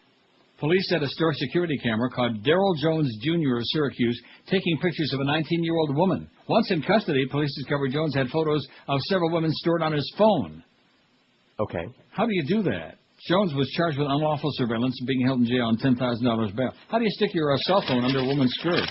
Watch. I'll show you. I see. Maybe Clarence Thomas is doing it for Sandra. Just one last time to Sandra Day. This is bad news now. I don't want to give too much bad news. Water managers are drastically increasing discharges from Lake Okeechobee into the St. Lucie estuary today, possibly the largest releases in at least 2 decades. The lake at the highest level recorded in July since 1936 has risen to 16.37 feet above sea level, high enough to require increased inspections for leaks in the lake's Herbert Hoover Dike. I didn't know Herbert Hoover was a duck. I knew J. Edgar Hoover was a fag, but I didn't know Herbert Hoover was a dike. Well, there you go. Although sensitive to flooding concerns, St. Lucie River advocates said the heavy discharges will cause an environmental catastrophe similar or worse than 1998 when a massive outbreak of fish lesions devastated the local economy. That American lesion, man, it's a bad one to have. This is probably going to be the catalyst for the total ecological collapse, and I'm just sick about it, said Leon Aboud, chairman of the Rivers Coalition. With all the stresses on the ecosystem from development, this will just compound it. Along with a pervasive blue-green algae bloom and persistent bacterial contamination, scientists have documented a severe decline in the health of the St. Lucie River, its oysters and fish. A further decrease in the salinity and clarity of the estuary will likely destroy seagrass beds as well, activists said. Maybe we can send Rick Sanchez there, and he can put his hand down in the river and say, oh, this is not salt water. Wouldn't that be good? That'd be something. Well, whatever. So there's some bad ecological news. Of course, that's not a very exciting thing. They always say that. The fact that we're destroying the global warming. Yawn. Nobody cares, right? Right. You'll start caring, man, when the water's up to your armpits, you'll start caring. Speaking of armpits, this story, I've had some of these I've had sitting around, but when you're only on twice a week, you have to, save them. Save them and savor them. Savor them. Valentine, Nebraska. Did you see this story? I'm sure I put it on the website. Half-ton man loses 573 pounds in 1 year. Did we have that on there, Josh? What is it? Sure we did. Huh? How can you forget a story like this? Because it's about fat Probably people. rushing through. I see. Yeah, that would be unusual. He's still a mound of a man, but his blue eyes widen with delight as he presses his chest with his fingertips, smiles mischievously, and makes the grand announcement, he can feel his ribs. Oh, yeah. And, of course, after you feel them a little bit, that's the time to eat them. Chow down. To Patrick Dool, this small moment is huge. Headline huge. Man can feel ribs the first in 25 years is the headline. And it's got a picture of him, and boy, he is a piece of work. 1 year ago, Dool weighed 1,072 pounds. By the way, it's a great movie, Dool, not spelled the same way. With, what's his name with the mustache? Dennis Weaver. Dennis Weaver. Not to be confused with Rick Weaver. A year ago, Dool weighed 1,072 pounds. He was so enormous that his bedroom wall had to be cut out to extract him from his home. That's fat. Uh-oh, there's Bubba. The other thing that's very frustrating to a lot of the NGOs, they know that, let's just take the Red Cross that got the lion's share of the money. They know. Consulting on tsunami relief at the UN. Bubba, doing good stuff. While, of course, our current leader is busy covering up Karl Rove and doing bad stuff and busy planning how to kill some more people. Anyway, he was so big his bedroom wall had to be cut out to extract him from his home. Then he was rushed to a South Dakota hospital in an ambulance with extra-wide doors and a ramp and winch system that had to be dispatched from Denver. One man, more than a half a ton, mind-boggling. So, too, were the grim realities of Dool's life. He hadn't left his bedroom in 7 months, and this is even without Geraldo getting involved. Remember all those shows he kept doing? That was one of his specialities. Yep. He had Sally Jesse with her teenage, whatever the hell it was. What was that deal she had going? Oh, I forgot.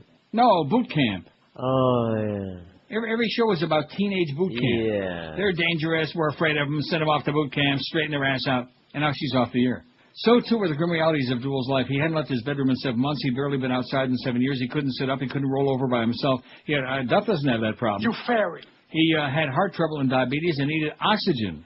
Patrick Dool was dying. That was about the only thing he could say. I'm dying over here. A photo taken last June shows a pneumatic-like figure sprawled helplessly on his stomach, looking like an inflated balloon, like a gigantic cube. Now, 12 months after being hospitalized for gastric bypass surgery, Dool sits on a love seat that is propped up on cement blocks. He still looks like a plus-sized Buddha, but he's less than half the man he used to be, and that, his doctors say, is amazing progress, and the patient agrees. I used to look in the mirror and thought I was looking at the Michelin Man, he says. All of a sudden, I look more like a human being. I thought I looked kind of like the Pillsbury Doughboy. And I say, ooh, my God, where did he come from? Dool does a quick inventory of his shrinking yet still massive body. He touches his ribs. He stretches his fingers like fans to see bones and tendons. But thrill number one is the magic number on the scale, 499 pounds. He pumps a fleshy arm in triumph. He hasn't been under 500 in 2 decades.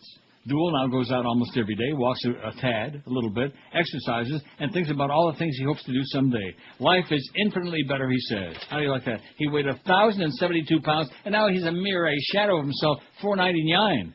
Huh? How about that?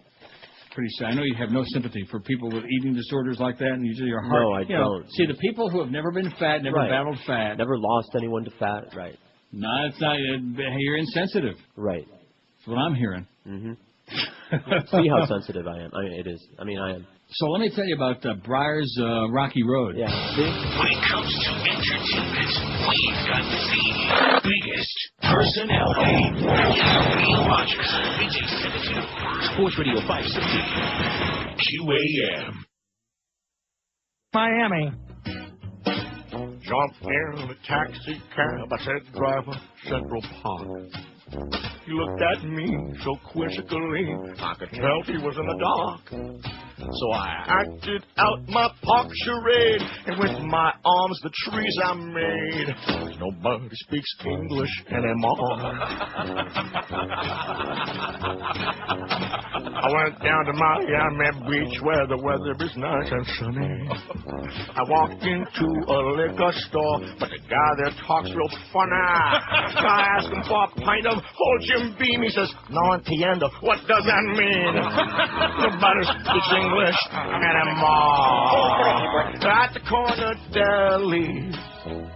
Hell, I think I'm in Pakistan. Speak English, smelly. Or you can go back to Iran.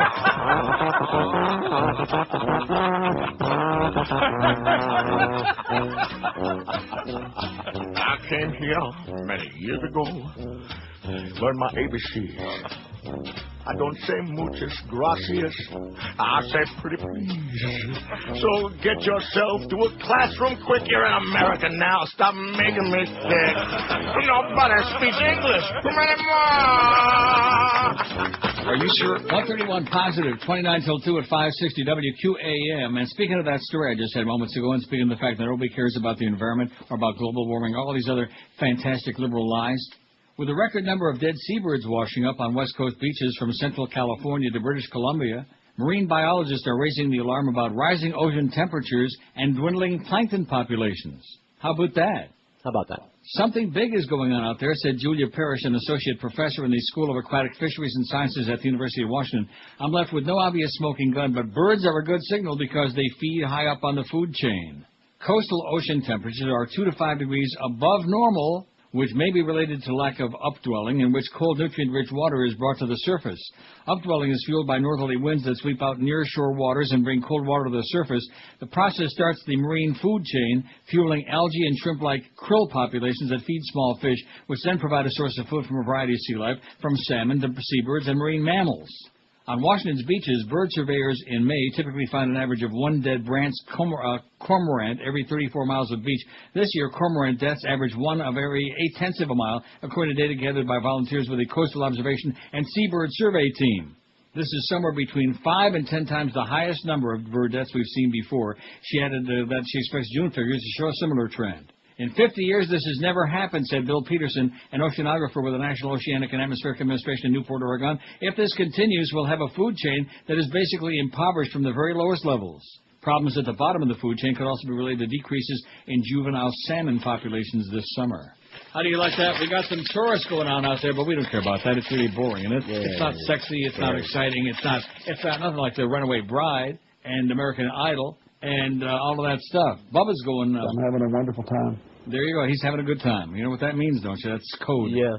And his nose just started getting a little bit longer there, Bubba. Well, we sure miss you, Bubba. I'll tell you that. Big time. Badly. Badly. That punk that called before that said he admitted that he voted for Bush, okay? You better go get some confession, okay, from your priest. You better go to the altar and kneel. Get some absolution. Kneel, God! Yeah. Oh, also, another story from my pile. I keep forgetting to mention this. It's like a week old. But this should... This portends some really great stuff going to be happening in American society very soon. And, of course, starting October 1, that will be a really good time to go out and buy your own taser. Did you see the story about the civilian model? No, I did not. Oh, yeah. Taser International, Inc. in Fort Lauderdale. The maker, and they're busy making all the guns in Hialeah, and they're making tasers in Fort Lauderdale. Oh, a wonderful place, Florida, man. Do I miss it or what? No. Taser International, the maker of the controversial police stun guns that can knock grown men flopping to the ground, has another market, ordinary people such as Ruth Siderman. Siderman, 45, had carried a 2-shot Derringer in her pants pocket until it went off, firing a bullet into her boot. It's a good thing it didn't go into her rectum. She wasn't seriously hurt, but the mishap rattled the Parkland woman and left her looking for another way to protect herself. Ruth Siderman, I wonder if she's related to Rick Spiderman, you think? Who? Siderman's choice, a Taser X26C that she bought for $1,000 at Weston Arms Sporting Goods in Davie. $1,000? One of 5 South Florida gun shops selling the new weapons. Well, it's a newfangled thing, you see. In Florida and 42 other states, almost anyone can legally buy a Taser, according to the company's website, and the weapons are not registered or tracked by the state or federal governments. It's a splendid idea. Since 1994, the company has sold the public these stun guns, which pack the same electric punch as police tasers, and that makes critics nervous. Amnesty International has counted more than 100 suspects in police custody, including 8 in South Florida, who have died after a taser zap. Medical examiners have blamed most of the deaths on drugs, not the stun guns. Oh, yeah, it's just the drugs. None of the fatal incidents have involved citizen tasers. Even so, critics want more tests to ensure the weapons are safe. Amnesty International has called for a unilateral ban on personal tasers, said spokesman Edward Jackson. There's no accountability, no oversight. The policies just aren't there to protect the public. Oh, protect the public? Screw that. We're angry. We want to knock some people down.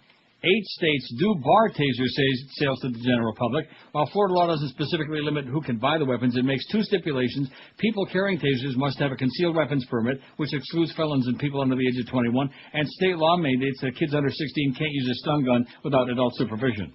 Taser International says that tests prove its products are safe and that the company regulates its own weapons by doing background checks and refusing to sell the weapons to felons, sex offenders, ex-cons, terrorists, or anyone under 18. Before the introduction of the X26C, the Scottsdale, Arizona-based company says it sold 100,000 older models of its weapons to the general public. In recent years, taser sales keyed almost entirely on police. Then last fall, the company introduced the latest civilian model, a 6-inch pistol-like gun small enough to slip into your purse, George. Yes? A lot of women that I know will not permit their husbands to have loaded firearms in their house if they have children, Satterman said after buying her X26C. I think this might change their minds. Like the police version, the X26C uses compressed nitrogen to shoot 2 barbed darts. The darts stay connected to the gun by a hair-thin wire stretching 15 feet, shorter than the 21 to 25-foot range of the police version.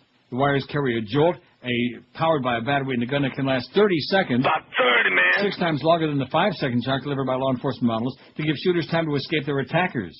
2 stores in Dade, 2 in Broward, and 1 in Palm Beach County stock the new model. While Taser International hasn't publicly disclosed sales figures, local dealers say few of the new models have been sold. A fact gun dealers attribute to that $1,000 price tag. Wait till they start selling them for like $50, you know. You can get a $100. Everybody for like $200. Right, there you go. Everybody in your herd will have one. When in doubt, zap them out. And it would seem to me it's only the 14th of July, so you got plenty of time until October 1st, right? Right. Because then October 1st, instead of like blowing somebody away like that and then ruining your whole life, going to the slammer forever, here you can just taser them, you know.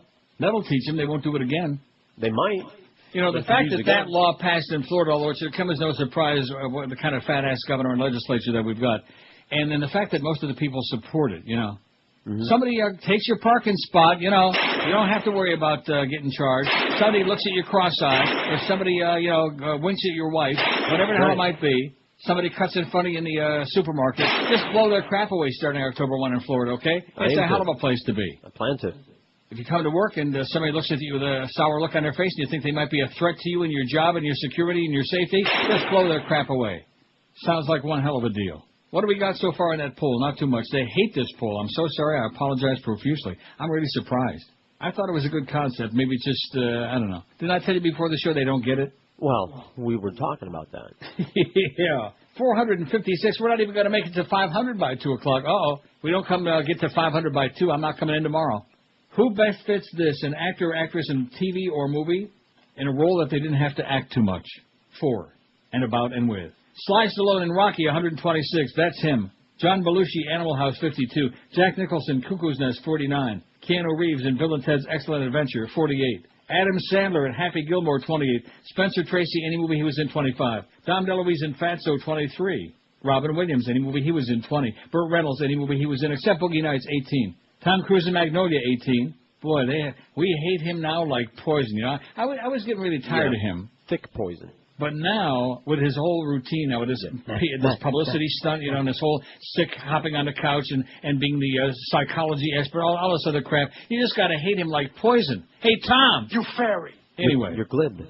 Betty Davis in Whatever Happened to Baby Jane, 13. Sean Hayes, Will and Grace, 9. Courtney Love, The People versus Larry Flint. Courtney's starting to make a move. You can smell it. 8. Marty Feldman, Young Frankenstein, 4. Tony Danza, Who's the Boss, 3. Mickey Rourke in Barfly, 3. Sophia Coppola, The Godfather, Part 3. Dad! She's got 3. Dad. James Caan in The Godfather, 3. Jeff Goldblum in The Fly, 2. And Kevin Costner in The Untouchables has 1. And believe me, we don't want to see it. When it comes to entertainment, it's Neil Rogers Middays. Sports Radio 560, QAM.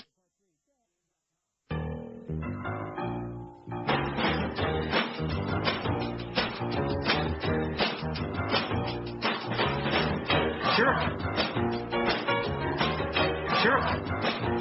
I'm here giving you an interview and answering your questions, and you do something really nasty. You're a jerk. You're a jerk. You're a jerk. You're a jerk. Jerk. On the next intervention, the Kenner family confronts their mother about her crippling addiction.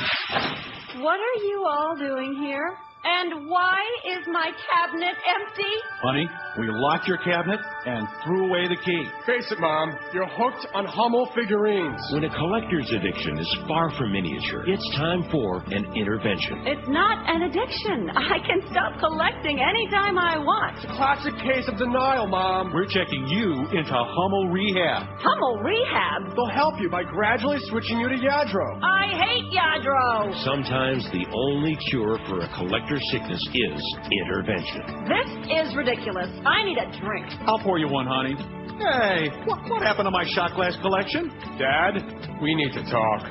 Oh, boy. Hey, I'm looking for the Tenya. You know the Tenya? I still don't get it. So I'm going to have to send you the movie now. No, thanks. It's brutal. Is it a good movie? It's good and brutal. I doubt you'd get through it. Really? Yeah. But it doesn't have the turd scenes that we had in Train Spotting? No. Good. In this movie, Well, it's thank much goodness for that. worse than that. Really? Yeah. I'll pass just to keep it laying All right. around. It's backwards. Now, what movie did you bring in for Josh? Oh, 1984, because I doubt he Oh. read the book, but considering all the stories that we're reading these Oh, days... I'm sure he'll be really into that. Everybody's saying all these Orwellian things. What is it? He'd appreciate it. It's got pubic hair. Oh, that's right. WQAM, hello. Hey, Neil.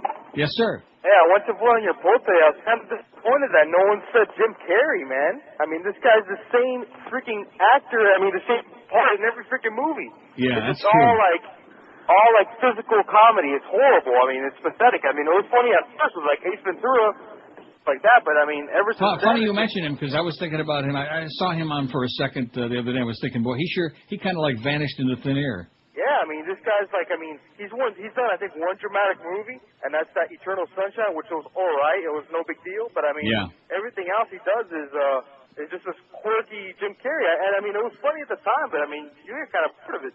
And the other guy I thought of was Ashton Kutcher. He's pretty much the same thing. Every stinking movie, it's a romantic comedy, and he's the same dumb, just Yeah, I like think Where's My Car? stinking movie was the operative term, right? Okay, Right. thanks a lot, Pally. No problem. Okay, you got him? Ashton Kutcher, who's starting, boy, he sure lost it real fast. And then who's the other one?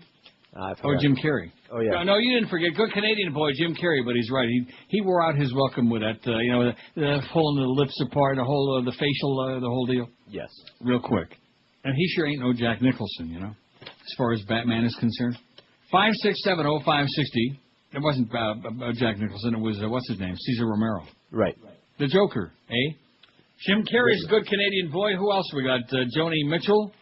A lot of people I didn't realize were Canadian are Canadian. Not that it should make any difference, eh? It's just that nowadays most people don't want to be called American. Like Leslie Nielsen, for example. And Martin Short, that you hate like poison. Huh? It's that Short thing. Oh, that's it. WQAM, hello.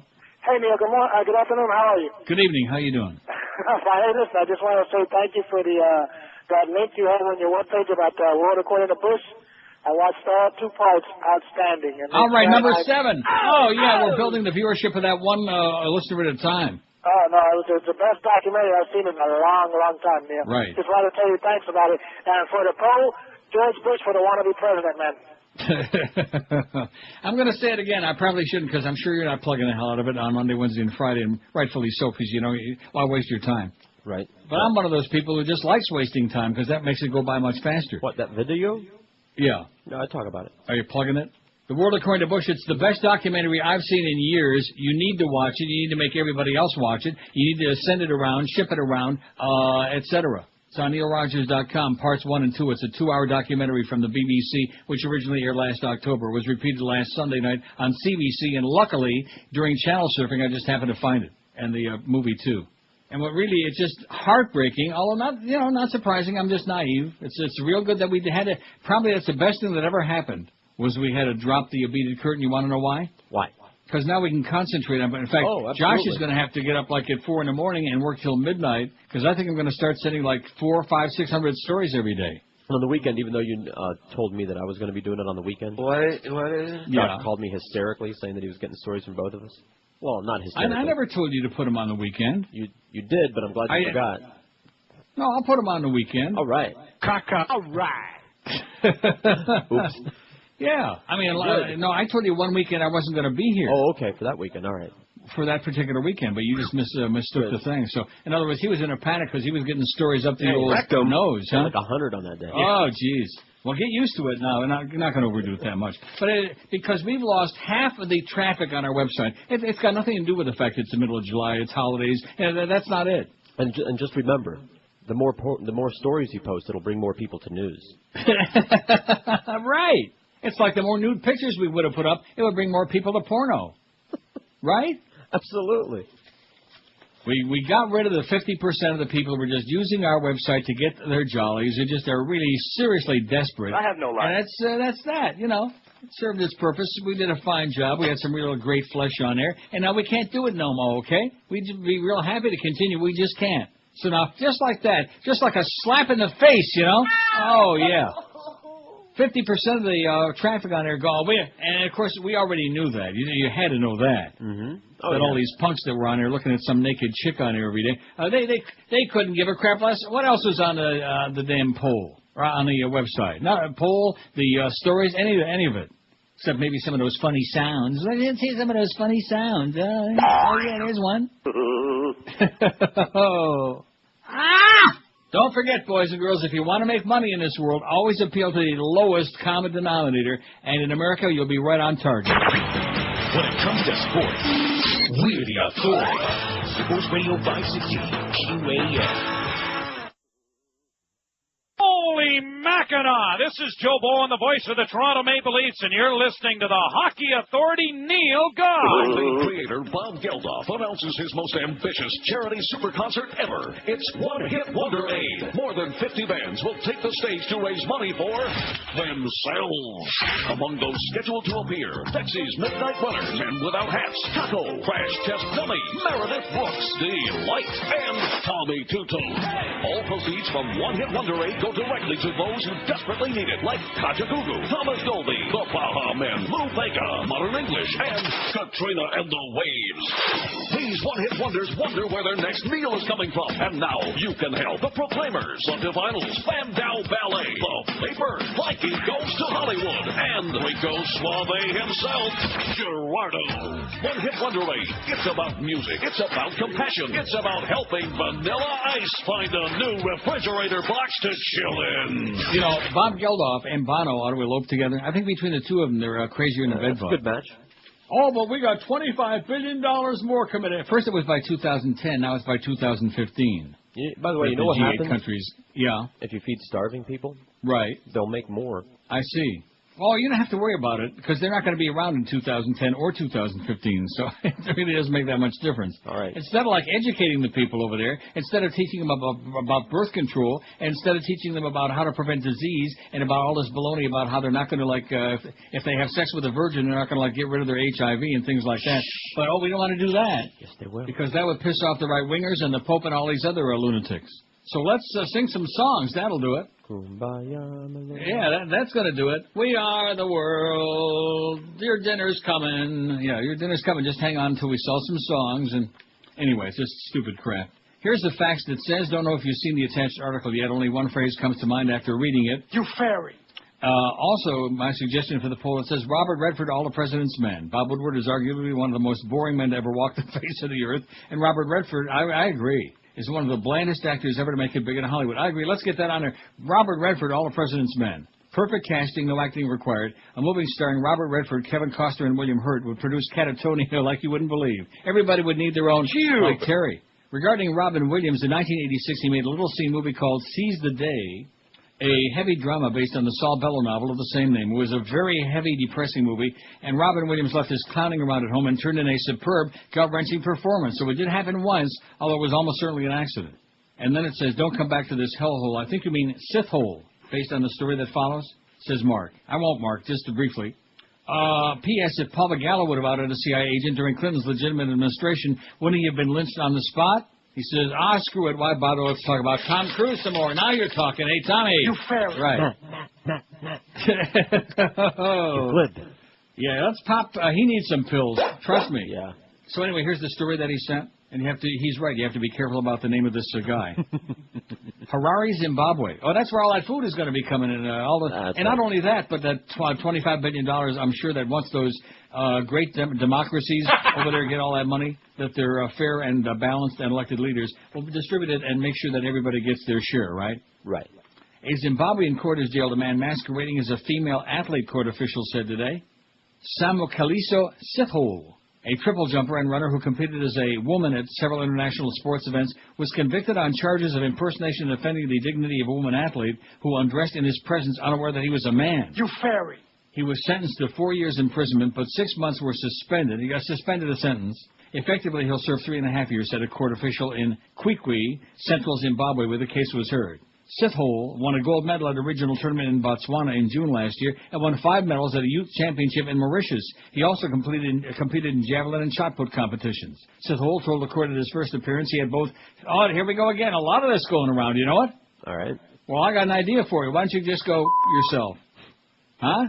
He told the court at his first appearance he had both female and male organs, that he lived as a woman after consulting a traditional healer. A medical examination showed he was just a man.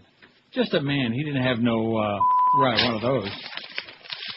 Maybe he was one of those, but he didn't have one. Karl Rove has one. Yeah, Karl Rove is one. Either one you pick, okay? Anyone that you pick. Pick the organ, and that's him, except for the heart part. Hammond. Wurlitzer. 497. Oh, we can make it to 500. That's not a big number, but that would impress me with this pool, because they obviously hated it like poison. What do you got? What do you got to refresh it? We got 2 minutes. 1 minute and 57 seconds, but who's counting? I'm stuck up. I'm hung up. Why's that? I don't 498. Know. It's just 498. That's pretty great, but... Huh? Yeah, I got 498 also. I don't think they understand this pool. And now toward the ass end, like the Robert Redford thing and all the president's men, that's a classic example. He's just an incredibly low-key, coma-inducing actor. That's all I know. I never knew what the big Simmons was him. 498 still. Oh, no, don't tell me in a minute and a half we can't get 2 more votes. We can do it. That would be bad. Keep refreshing. I just refreshed it again. 499. They're pouring in one at a time. This is like the Kerry votes in Ohio those last couple hours on election night. Remember? Mm-hmm. There's Kerry's votes were Bush's votes were coming into a bushel barrel, and Kerry's votes were trickling in one at a time. 1, 2. Okay, we got 500. let's see. I got it. You got 500. Let's hear it. Nice going. Does this audience come through or what? Every now and then. Okay, let's see what we got here now. I'll see you on Tuesday. But no, I better take that back. I'll talk to you on Tuesday. Right. Because Ken Halpern's going to say, oh, are you coming in again? Oh, gee, I better pick you up. Thanks, Ken. You're the best. National Limo. He's a great guy. They do a super job. But a little bit, you got to watch your P's and Q's when he's listening. Man, are you coming in Tuesday? No chance, okay? If I was having a coronary, if I was like on my last legs, no chance. Anyway, we got Mo, speaking of last legs, coming along next. The Mo Man, the Mo Meister. You can't complain about his talent. And we got the Mad Dog doing his show from Cleveland between 4 and 6:30. Marlins on deck at 6:30 tonight, followed by the Marlins and Philadelphia game. Eddie K after baseball tonight. Bye, bye, bye!